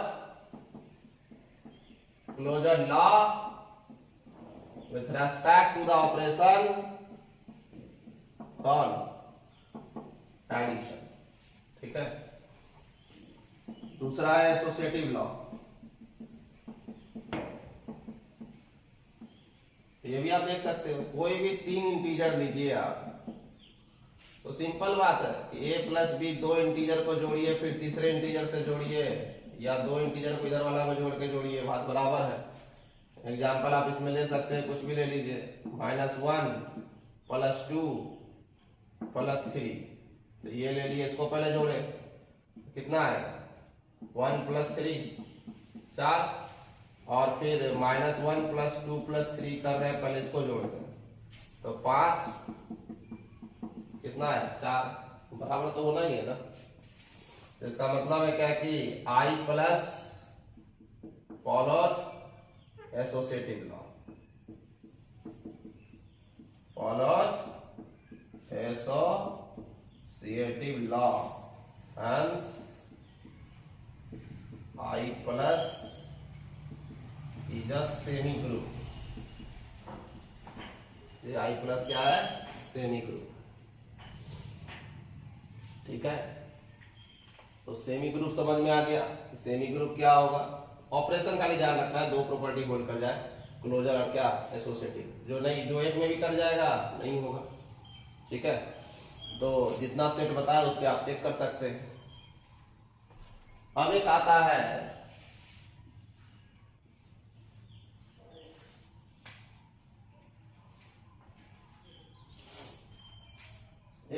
मोनोएट, ठीक है। एक टर्म का नाम है मोनोएट। मोनोएट क्या है कि अलजेब्राइक स्ट्रक्चर यही वाला कहलाएगा कि ये मोनोएड है, मोनोएड है यदि जी फॉलो करे क्लोजर एसोसिएटिव, ठीक है, क्लोजर को करे इफ जी फॉलोज क्या क्या, तो जी फॉलो करे closure associative and existence of identity, existence of identity laws with respect to the operation on star, with respect to the operation on star, that is, तो हम पहले closure समझा दिए, closure law क्या है भाई, यहां देखिए। फिर हम एसोसिएटिव समझा दिए, एसोसिएटिव किसको कहते हैं। अब कहता है क्या कि एक और सेटिस्फाई करे, इसका नाम है एक्जिस्टेंस ऑफ आइडेंटिटी। इसको ध्यान से समझिएगा, ये लॉ क्या है, इंपॉर्टेंट है, ठीक है, क्योंकि आप धीरे धीरे ग्रुप की तरफ जा रहे हैं। ग्रुप डायरेक्ट नहीं है, ग्रुप है ना, तो ग्रुप डायरेक्ट नहीं है। ग्रुप को बनने के लिए पहले कुछ टर्म है जो आपको जानना चाहिए, ठीक है। क्या क्या बताया, बाइनरी ऑपरेशन, अलजेब्राइक स्ट्रक्चर, ठीक है। उसके बाद हमने बताया आपको क्वासी ग्रुप यानी कि ग्रुपॉइड, फिर बताया सेमी ग्रुप, फिर बता रहे मोनोइड, ठीक है। इसके बाद एक और आएगा लूप, या उसके बाद फिर आएगा ग्रुपॉइड। तो लूप जो है वो बात का चीज है, लेकिन पहले आप इसके बाद यदि एक और लॉ सेटिस्फाई कर जाएगा तब बन जाएगा ग्रुप, ठीक है। तो वो मतलब एक स्टेप वाइज है सब, ठीक है, ध्यान दीजिए।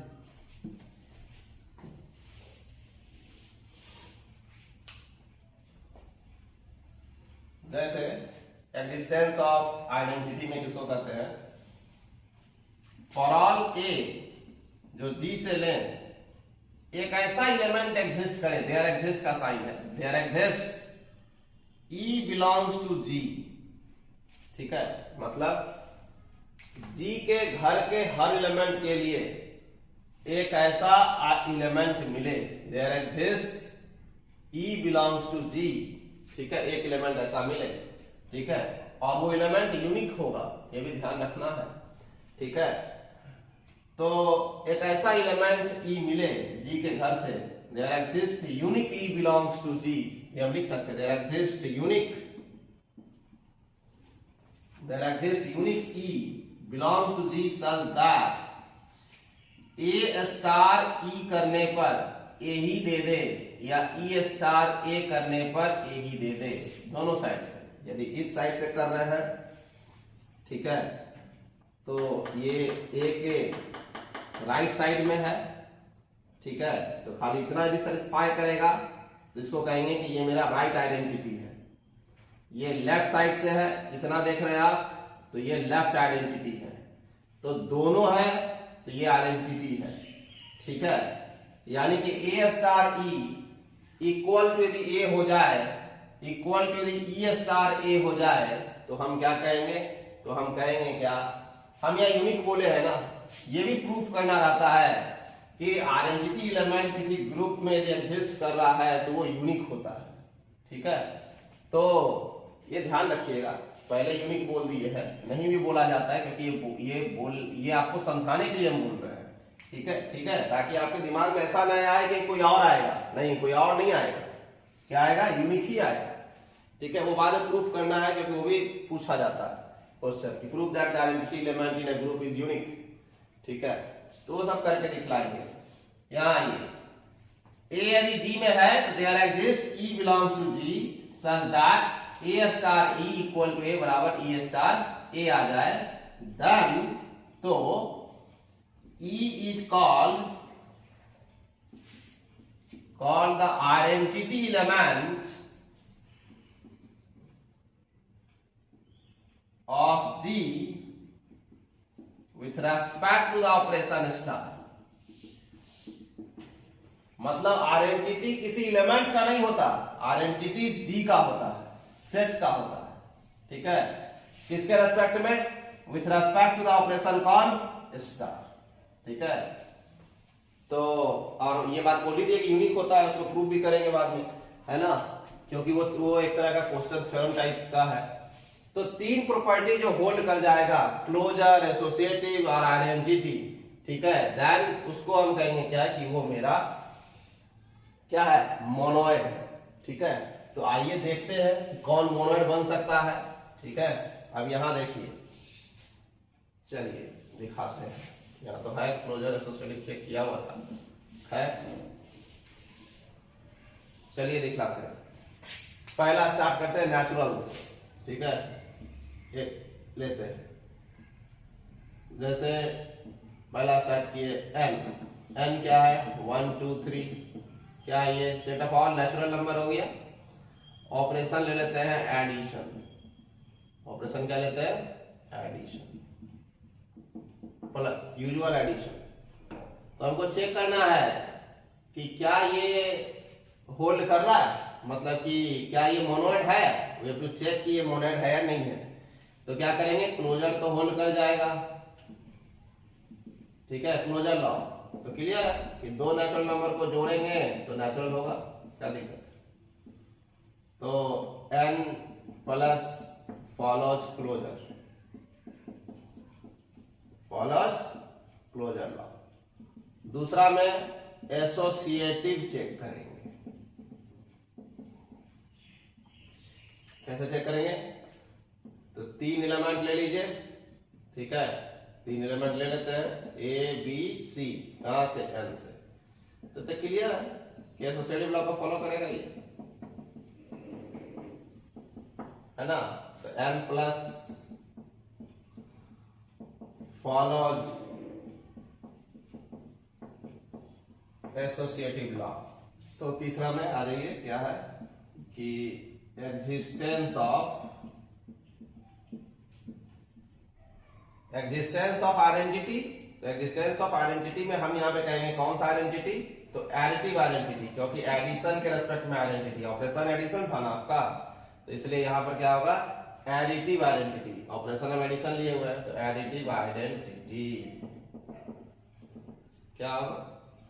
तो बोला चेक कीजिए, यदि मान लीजिए कोई भी हम ए लेते हैं n के घर से, तो a में क्या जोड़ दे यहां पर जो कि हमको a ही रिटर्न कर दे, तो सीधा एक ही चीज दिमाग में आएगा कि 0 जोड़ दो, ठीक है।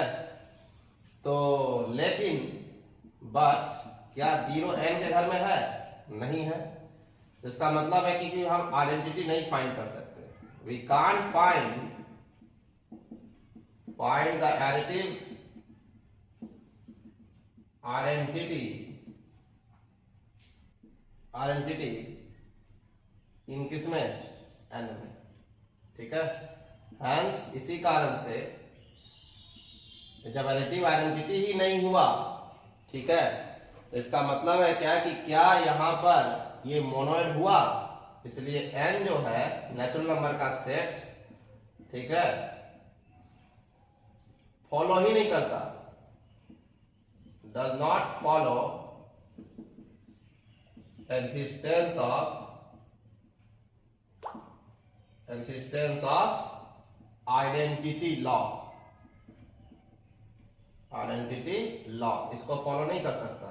सो n plus is not a monoid, इसलिए ये मोनोइड नहीं है, सिंपल बात है, इसलिए मोनोइड नहीं है, क्योंकि मोनोइड होने के लिए इसको सेटिस्फाई करना चाहिए था, इसको आइडेंटिटी मिलना चाहिए था।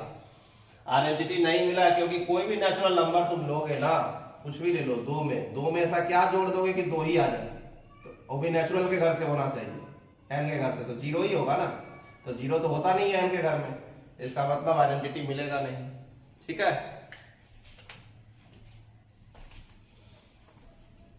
अब एक एग्जांपल हम देना चाहेंगे कि क्या कोई दूसरा सेट लेते तो हो सकता था, जैसे इसी में हम चेंज करते हैं यहाँ पर, या आपको लिखना होगा तो आप पाउज करके लिख लीजिएगा। यहाँ ध्यान दीजिए, यदि हम यहाँ पे इंटीजर ले लें, z ले लें, z मतलब या i जिसको कहते हैं सेट ऑफ ऑल इंटीजर्स ले लीजिए, ठीक है, i, तो इंटीजर क्या आ जाएगा -3 -2 -1 0 1 2 3, इस तरह से डॉट डॉट कर दिए। ऑपरेशन वही एडिशन है, क्लोजर लॉ, तो कोई दिक्कत नहीं, इंटीजर के घर से 2 मेंबर लेंगे, जोड़ेंगे तो इंटीजर ही होगा, तो इंटीजर प्लस के रेस्पेक्ट में तो क्लोजर लॉ को फॉलो कर गया। एसोसिएटिव लॉ फॉलो करेगा क्या, एकदम करेगा ही करेगा। 2 इंटीजर को पहले जोड़ो, फिर उसके बाद तीसरा इंटीजर जोड़ो, या 2 इंटीजर लास्ट वाला जोड़ो, फिर उसके बाद पहला वाला इंटीजर जोड़ो, बात बराबर है, तो एसोसिएटिव लॉ ही फॉलो करेगा। क्या एडिटिव आइडेंटिटी होगा, देख लेते हैं, है ना। यदि हम इंटीजर के घर से ले तो देयर एग्जिस्ट 0 मिलता है इंटीजर के घर में, मिलता है ना, 0 इंटीजर है, कहां है, i के घर में। ऐसा है कि किसी भी इंटीजर को यदि 0 से जोड़ दे तो वही इंटीजर रिटर्न कर देगा, और 0 + a करने पर भी वही इंटीजर रिटर्न कर देगा। तो इसका मतलब है क्या कि जो 0 है वो क्या है, तो 0 belongs to i या 0 belongs to i is the additive identity। क्या हो गया, वो additive identity हो गया। 0 is the belongs to i is the additive identity। additive identity बोल दिया तो ऑपरेशन बोलने का जरूरत नहीं है। hence i प्लस, है ना, इसलिए i प्लस क्या करता है, follows existence of identity law. Hence i plus follows existence of identity law. 10 इसी कारण से क्या कहेंगे कि I plus is a monoid. ठीक है, तीनों प्रॉपर्टी होल्ड कर गया, क्लोजर, एसोसिएटिव, आइडेंटिटी और क्या इनवर्स। इसका मतलब ये क्या हो गया, मोनोइड हो गया। ठीक है, तो मोनोइड चेक करने के लिए हम लोग को तीनों प्रॉपर्टी क्या होगा, चेक करना होगा, क्लोजर का, एसोसिएटिव का और आइडेंटिटी लॉ का। ठीक है, अब यहाँ पे आ जाइए, इसके बाद आता है ग्रुप। ठीक है, इसके बाद ही आपको आता है ग्रुप। तो एग्जाम में कर सकता है कि डिफाइन कीजिए कि ग्रुप किसको कहते हैं। ठीक है, तो एक अलजेब्राइक स्ट्रक्चर G स्टार कहलाएगा, is called a group, is called a group if G follows closure, associative, existence of identity and existence of inverse. Identity and existence of inverse laws with respect to the operation on star। ठीक है, मतलब closure हो, associative हो, identity हो और कौन हो, inverse हो। दैट इज, क्लोजर का मतलब समझते ही है कि दो एलिमेंट को ऑपरेशन करें तो उसी में हो। एसोसिएटिव समझते हैं, ये कहलाता है। आइडेंटिटी किसको कहते हैं कि यदि हम ए जी के घर से ले तो एक ऐसा एलिमेंट मिले ई, ए स्टार ई करने पर वही रिटर्न कर दे। ठीक है, ऑपरेशन करने पर ए के साथ वही रिटर्न कर दे। ठीक है, इधर से करे तब भी कर दे, इधर से करे तब भी कर दे, है ना। तो इसका मतलब देन इस एलिमेंट को आइडेंटिटी एलिमेंट कहते हैं, किसका, जी का, उस ऑपरेशन के रेस्पेक्ट में, ये जानते हैं। और एक लॉ जो एक्स्ट्रा आया है, that is the existence of inverse law. ठीक है, तो ये क्या करता है, आइए यहां से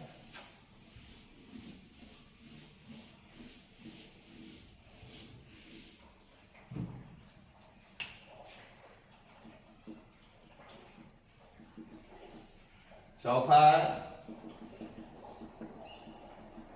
existence of inverse.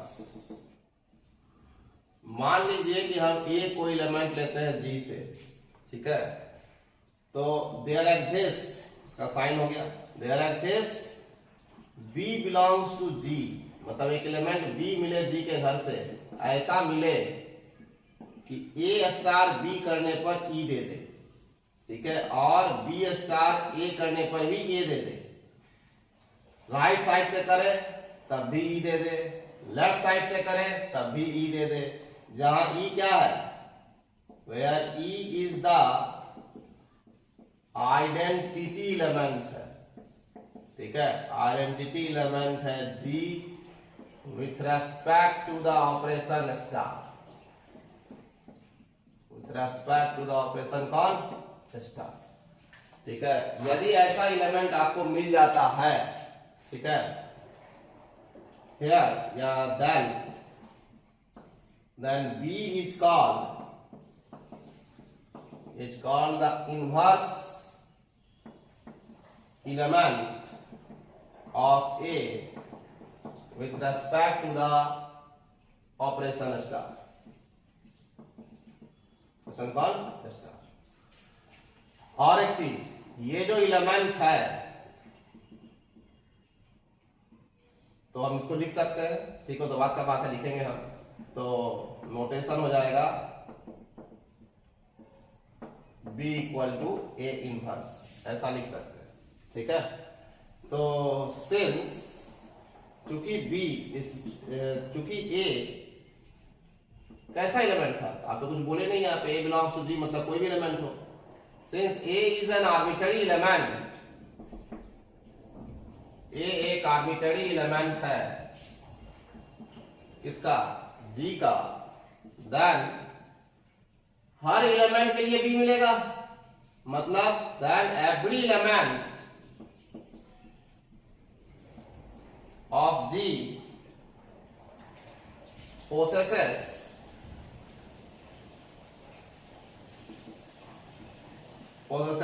inverse element in G under the operation या with respect to the operation, respect to the operation कौन स्टार। ठीक है, तो इसका मतलब है क्या कि हम कह सकते हैं दैट वी से दैट कि G follows the existence of inverse with respect to the operation कौन स्टार। ठीक है, ये ध्यान रखिएगा, ये ग्रुप है। ठीक है, ग्रुप में 4 प्रॉपर्टी है, क्लोजर, एसोसिएटिव, आइडेंटिटी और कौन इनवर्स। ठीक है, तो आइडेंटिटी भी यूनिक होता है, इनवर्स भी यूनिक होता है। ठीक है, ये बतलाया जाएगा, ये आता है, थ्योरम ही पूछता है एग्जाम में। ठीक है, तो यहां ध्यान दीजिएगा। तो ग्रुप जो है वो क्लियर हो गया।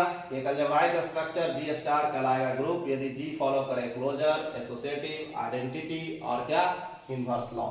ठीक है, ये एकदम याद रखना है। ठीक है, क्योंकि ग्रुप इंपॉर्टेंट है, क्योंकि ग्रुप थ्योरी ही पढ़ना है। ठीक है, इसको आप लिख लीजिएगा। अब इसके बाद हम इसका एग्जाम्पल देते हैं कि आखिर कोई एग्जाम्पल है जो कि ग्रुप बनने के लिए तैयार हो। ठीक है,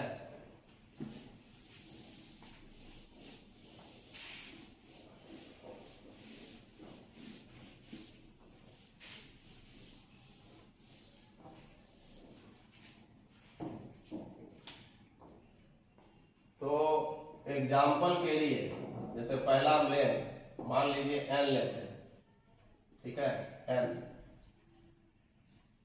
हो गया वही नेचुरल नंबर 1 2 3। ऑपरेशन हो गया एडिशन, ऑपरेशन हो गया एडिशन। अब हमको ये दिखलाना है कि क्या ये आपका ग्रुप है। ठीक है, ये सेमी ग्रुप बना था, मोनोइड नहीं बना था, याद होगा अभी किए थे थोड़ा देर पहले। तो ये क्या जब मोनोइड नहीं बना तो क्या आगे ये ग्रुप बनेगा? नहीं बनेगा। तो इसका मतलब है क्या कि चूंकि थोड़ा देर पहले किए थे कि n प्लस जो है, ठीक है, क्या नहीं फॉलो किया था, डज नॉट फॉलो क्या आइडेंटिटी लॉ, आइडेंटिटी लॉ। ठीक है, इसको सेटिस्फाई नहीं किया था, does not follow identity law. ठीक है, hence n plus can't be A group, इसलिए ग्रुप नहीं हो सकता। ठीक है, ये तो क्लियर है कि ये ग्रुप नहीं हो सकता क्योंकि ये मोनोइड नहीं है। ठीक है, दूसरा में आइए, दूसरा लेते हैं एग्जांपल, जैसे इंटीजर लेते हैं आई, होल नंबर लेके देखो w 0 1 2 3। तो होल नंबर यदि लेंगे तो पहला लॉ करेंगे क्लोजर लॉ, ऑपरेशन है एडिशन। ऑपरेशन क्या है? एडिशन। ठीक है, प्लस। तो पहला लॉ करेंगे हम लोग क्लोजर लॉ, तो क्या सेटिस्फाई करता है? बोला क्या बात करते हो, दो होल नंबर को यदि हम जोड़ देंगे तो होल नंबर नहीं आएगा? एकदम आएगा। ठीक है, दो होल नंबर यदि हम ले लें और उसको जोड़ें तो होल नंबर तो आता ही है, तो फॉलो कर गया। ठीक है, क्लोजर लॉ, क्लोजर लॉ को सेटिस्फाई करता है। ठीक है, क्लियर।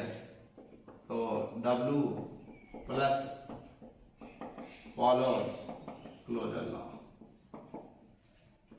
लिख दिए। दूसरा में आइए, क्या ये एसोसिएटिव लॉ का फॉलो करता है? तो for all A B C यदि हम W से लें तो क्या दिक्कत है? दो होल नंबर को पहले जोड़ो फिर तीसरे के साथ जोड़ो, या लास्ट वाला दो को पहले जोड़ो फिर पहले इसके साथ जोड़ो, कोई फर्क नहीं। सो W प्लस फॉलो करेगा क्या? Associative law, associative law. तीसरा है एग्जिस्टेंस ऑफ एडिटिव आइडेंटिटी, और एडिशन के रेस्पेक्ट में इनवर्स निकालेंगे तो होगा एग्जिस्टेंस ऑफ एडिटिव इनवर्स। ठीक है, यहां आ जाइए।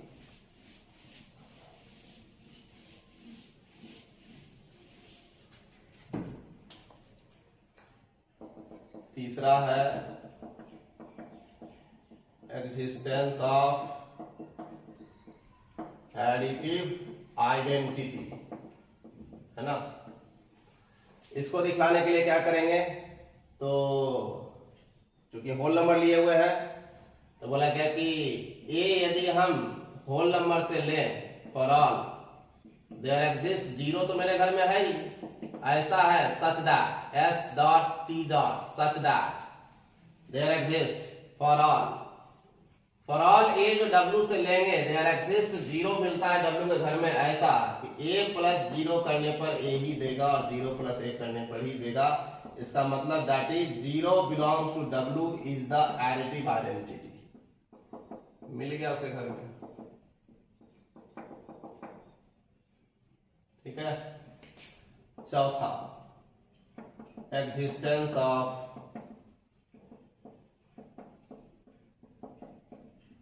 एडिटिव कौन, इनवर्स। एडिशन के रेस्पेक्ट में इनवर्स, इसलिए नाम है एडिटिव इनवर्स। तो क्या कहेंगे, बोला भाई यदि हम 2 ले लें डब्ल्यू के घर से तो 2 में ऐसा क्या जोड़ दें, बॉक्स बना दिए कि हमको जीरो दे दे। जीरो मतलब आइडेंटिटी है, एडिटिव आइडेंटिटी, एडिटिव आइडेंटिटी किसका, डब्ल्यू का। तो 2 में ऐसा क्या जोड़ दे एडिटिव आइडेंटिटी दे दे, बोला -2। क्या ये डब्ल्यू में है, क्या ये डब्ल्यू में है, नहीं है। तो इसका मतलब है क्या कि we can't find the additive inverse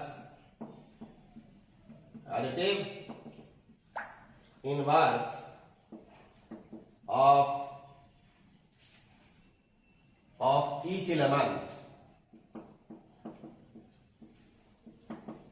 of W, ठीक है, एक्सेप्ट जीरो, जीरो को छोड़ करके, क्योंकि जीरो को जीरो के साथ जोड़ देंगे तो दे देगा, ठीक है। लेकिन एक ही एलिमेंट के लिए दे रहा है ना, किसके लिए, जीरो के लिए, 2 के लिए तो नहीं दे रहा है। इसलिए हमने लिखा कि we can't find the additive inverse of each element of W except किसको, जीरो को। हैंस इसी कारण से हर एलिमेंट का इनवर्स मिलना चाहिए, ठीक है। मतलब ग्रुप तभी बनेगा जब हर एलिमेंट का क्या मिलेगा, इनवर्स मिलेगा। हैंस एक एलिमेंट भी छुटा गया काम से ग्रुप, मतलब इनवर्स प्रॉपर्टी गया। हैंस W जो है प्लस के रेस्पेक्ट में इज नॉट अ ग्रुप। तो ये क्या है, ये मोनोइड तक है, ग्रुप नहीं है, ठीक है। ये मोनोइड है लेकिन ग्रुप नहीं है, ठीक है, क्लियर है।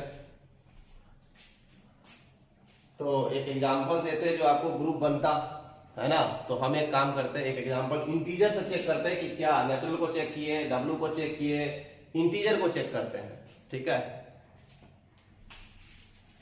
दूसरा एग्जांपल, तीसरा एग्जांपल, n के जगह यहां पर हम यहां ले लेते हैं, नीचे ले लेते हैं।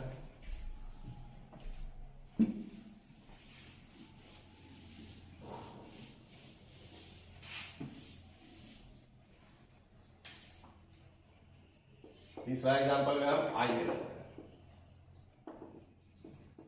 -3 -2 -1 0 1 2 3। ऑपरेशन एडिशन है, ये क्या है, सेट ऑफ ऑल इंटीजर्स है, ठीक है। क्लोजर लॉ के बारे में क्या कहेंगे, तो क्लोजर लॉ के बारे में इसमें कहेंगे कि ए और बी यदि हम इंटीजर से लें, ठीक, तो जोड़ेंगे तो क्या आएगा, इंटीजर ही आएगा। तो इंटीजर प्लस के रेस्पेक्ट में क्लोजर लॉ फॉलो करता, अभी किए भी थे हम लोग थोड़ा देर पहले, ठीक है। इंटीजर यदि लेंगे तो एसोसिएटिव लॉ ही फॉलो करेगा। Inverse existence of additive identity, identity पहले ए लेंगे तो इंटीजर के घर में तो है ही एडिटिव आइडेंटिटी कौन, जीरो। ए यदि आई से ले तो जीरो ऐसा मिलता है आई के घर में कि ए प्लस जीरो करने पर ए बराबर जीरो प्लस ए, यानी कि जीरो जो है आई में वो एडिटिव आइडेंटिटी का काम कर रहा है। एडिटिव इनवर्स बोलेंगे तो बोलेगा होल कर जाएगा, बोला कैसे, देखिए यदि हम ए कोई एलिमेंट लें आई के घर से, ठीक है, तो there exist minus A belongs to I such that A plus minus A equal to 0 बराबर माइनस ए प्लस ए, जहां 0 क्या है, where 0 is the additive identity, 0 क्या है, एडिटिव आइडेंटिटी और किसका, आई। Hence minus a belongs to I is the additive inverse, ये क्या है, additive inverse है किसका, a का, ठीक है। माइनस ए जो आई के घर में ले रहे हैं वो क्या है, एडिटिव इनवर्स है किसका है, ए का। तो इसका मतलब हम क्या कर सकते हैं, और ए चूंकि आर्बिटरी एलिमेंट है, since A is an arbitrary element, मतलब कोई भी एलिमेंट था, arbitrary element of I, hence every element, हर एक एलिमेंट जो आई का लीजिएगा, possesses additive inverse, additive inverse इसमें आई। इसका मतलब 10 आई plus follows existence of additive या existence of inverse law, existence of inverse law। hence इसी कारण से I प्लस चारों प्रॉपर्टी को होल्ड करता है, क्लोजर, एसोसिएटिव, आइडेंटिटी, इनवर्स। इसलिए I plus is a group, इसलिए I प्लस क्या बनता है, एक ग्रुप बनेगा। तो ये आपका ग्रुप बना जो आप देखे। मतलब इसी तरह से यदि एग्जाम में आ जाए, यही आ जाए कि prove that the set of all integers जो है वो क्या है, ग्रुप है with respect to the operation addition, usual addition, तो आपको यही लिखना पड़ेगा, ठीक है, ध्यान रखना है, ठीक है। अब एक और है इसी में, लूप किसको कहते हैं। ग्रुप है तो ग्रुप चेक करने के लिए हम देंगे, इसमें बहुत सारा एग्जांपल आएगा, ठीक है, क्योंकि ये टॉपिक ही आपका मॉडल एब्स्ट्रैक्ट अलजेब्रा और मॉडल अलजेब्रा है, ठीक है। तो आज हम लोग ग्रुप तक पहुंचे हैं, ठीक है। और लूप यदि बोला जाएगा कि लूप किसको कहते हो, ठीक है, लूप तो कहता है कि एक अलजेब्राइक स्ट्रक्चर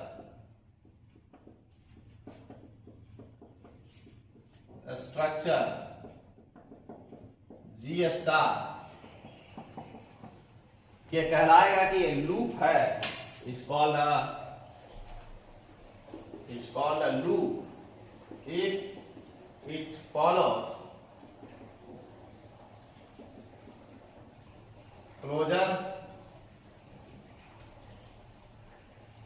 क्लोजर लॉ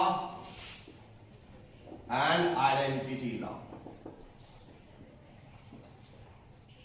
ठीक है। यदि वो फॉलो करे क्लोजर लॉ और क्या, आइडेंटिटी लॉ, सिंपल है, क्लोजर लॉ, आइडेंटिटी लॉ, ठीक है। एसोसिएटिव नहीं डाला, ठीक है, मतलब कर भी जाए एसोसिएटिव तो दिक्कत नहीं है, ठीक है, लेकिन क्लोजर और आइडेंटिटी होल्ड करना चाहिए, ठीक है, ये ध्यान रखना, ठीक है। तो आज हम लोग जो है जाने हैं टर्म के बारे में, ये कौन कौन सा टर्म ग्रुप थ्योरी में आता है, जो स्टार्ट करने के लिए ग्रुप थ्योरी को है, ठीक है, जिसमें कि हम लोग बाइनरी ऑपरेशन के बारे में जाने, बाइनरी ऑपरेशन के बाद हम लोग अलजेब्राइक स्ट्रक्चर को जाने, अलजेब्राइक स्ट्रक्चर के बाद हम लोग क्वासी ग्रुप या ग्रुपॉइड को जाने, उसके बाद सेमी ग्रुप जाने, सेमी ग्रुप के बाद मोनोइड, मोनोइड के बाद ग्रुप, ग्रुप के बाद लूप, और उस पर हम लोग एग्जाम्पल किए, ठीक है। तो इसके बाद और आगे हम लोग करेंगे। तो सबसे पहले क्या है, कोई भी चीज पढ़ने के लिए आपको पहले टर्म को जानना होगा, ठीक है। टर्म जानने के बाद तब आप उस पे थ्योरम्स एंड रिजल्ट्स को जानेंगे और तब जाके प्रॉब्लम और क्वेश्चंस को करेंगे, ठीक है। तो पढ़ने का क्या है, तरीका इसी तरह का है, ठीक है, हम लोग इसी तरह से ही काम करते हैं। और यदि आप एग्जाम दे रहे हो, जैसे कि मान लो जैम के एग्जाम के लिए जा रहे हो, या पार्ट 1, पार्ट 2, पार्ट 3 के एग्जाम के लिए जा रहे हो, तो part 1, part 2, part 3 subjective approach है और जैम क्या ऑब्जेक्टिव अप्रोच है, CSIR नेट ऑब्जेक्टिव अप्रोच है।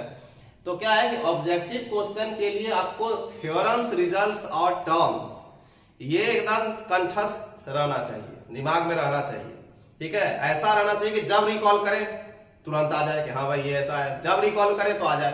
क्योंकि ऑब्जेक्टिव क्वेश्चन जब दिया रहता है तो उस पे ऑप्शन रहते हैं, तो क्या है कि टर्म्स और थ्योरम्स कौन लगेगा इसमें, जैसे पढ़े पता चले लगा, ठीक है, और वो पहले दिमाग में रहेगा तब तो रिकॉल करेंगे, है ना। और तो वहां पर तुरंत आना चाहिए। तो जितना भी टॉपिक है उसमें थ्योरम्स, रिजल्ट्स और टर्म्स उसको दिमाग में रखना पड़ेगा, ठीक है। ये कोई जरूरी नहीं कि आप प्रूफ रखो उसका, लेकिन टर्म्स, थ्योरम्स और रिजल्ट्स का स्टेटमेंट तो याद रखना ही पड़ेगा, ठीक है, यदि आपको ऑब्जेक्टिव में काम करना है तो, मतलब आईटी जैम और CSIR नेट के लिए काम करना है तो पहले आप उसको समझोगे तब तो, ठीक है। क्योंकि ऐसा तो नहीं है कि पार्ट 1 में, पार्ट 2 में, पार्ट 3 में जो पढ़ना है वो जैम में भी है, ठीक है, जैम में भी डालना है। भले जैम में कम टॉपिक जो है उसमें छाटा हुआ है, कितना ही टॉपिक है, CSIR नेट में इतना टॉपिक है, ये दिया हुआ है। तो बात उठता है क्या कि आपका टर्म तो चेंज नहीं कर जाएगा, टर्म तो वही रहेगा, यही होगा क्या कि एग्जाम्पल बढ़ जाएगा, ठीक है, नया नया तरह का एग्जाम्पल आ जाएगा, या यहां तक आप एग्जाम्पल नहीं लिए थे, ऐसा सोच नहीं लिए थे, वो सब आने लगेगा, ठीक है। तो एग्जाम्पल बढ़ते चले जाता है, टर्म वही रहता है, एग्जाम्पल बढ़ते चले जाता है, कुछ नए नए टर्म भी आते हैं, है ना। तो जब जैम का क्लास चलेगा तो उसमें आप देखेंगे। अभी पार्ट 1, पार्ट 2, पार्ट 3 का क्लास है, तो बेसिक क्लास है, ठीक है, जिसमें कि आप पढ़ रहे हैं, ठीक है। तो वो सब सेपरेट क्लास आपको मिलेगा ऐप पर, ठीक है, और ऐप पर मिलेगा, जो आप अमित CMS ऐप है उस पर मिलेगा, सबका सेपरेट। पार्ट 1 का अलग रहेगा, पार्ट 2 का अलग है, पार्ट 3 का अलग है, जैम का अलग है, नेट का अलग मिलेगा, BPSC का अलग मिलेगा, ठीक है। आगे चल के 11th, 12th IIT JEE का भी मिलेगा क्लास, ठीक है, वो सब अलग अलग मिलेगा, ठीक है। और उसके लिए आप कॉल कर सकते हो, बात कर सकते हो इस पर, ठीक है। तो हम लोग आज जो इतना किए, अब बाकी जो है नेक्स्ट क्लास में करेंगे, ठीक है। और आप YouTube चैनल जो है BSc मैथ अमित सर, ठीक है, उसको आप सब्सक्राइब करो, शेयर करो, है ना, ताकि अधिक से अधिक स्टूडेंट के पास वो पहुंचे, ठीक है। और बस आज के लिए हम लोग इतना ही रहने देते हैं, ठीक है। तो गुड बाय, थैंक यू।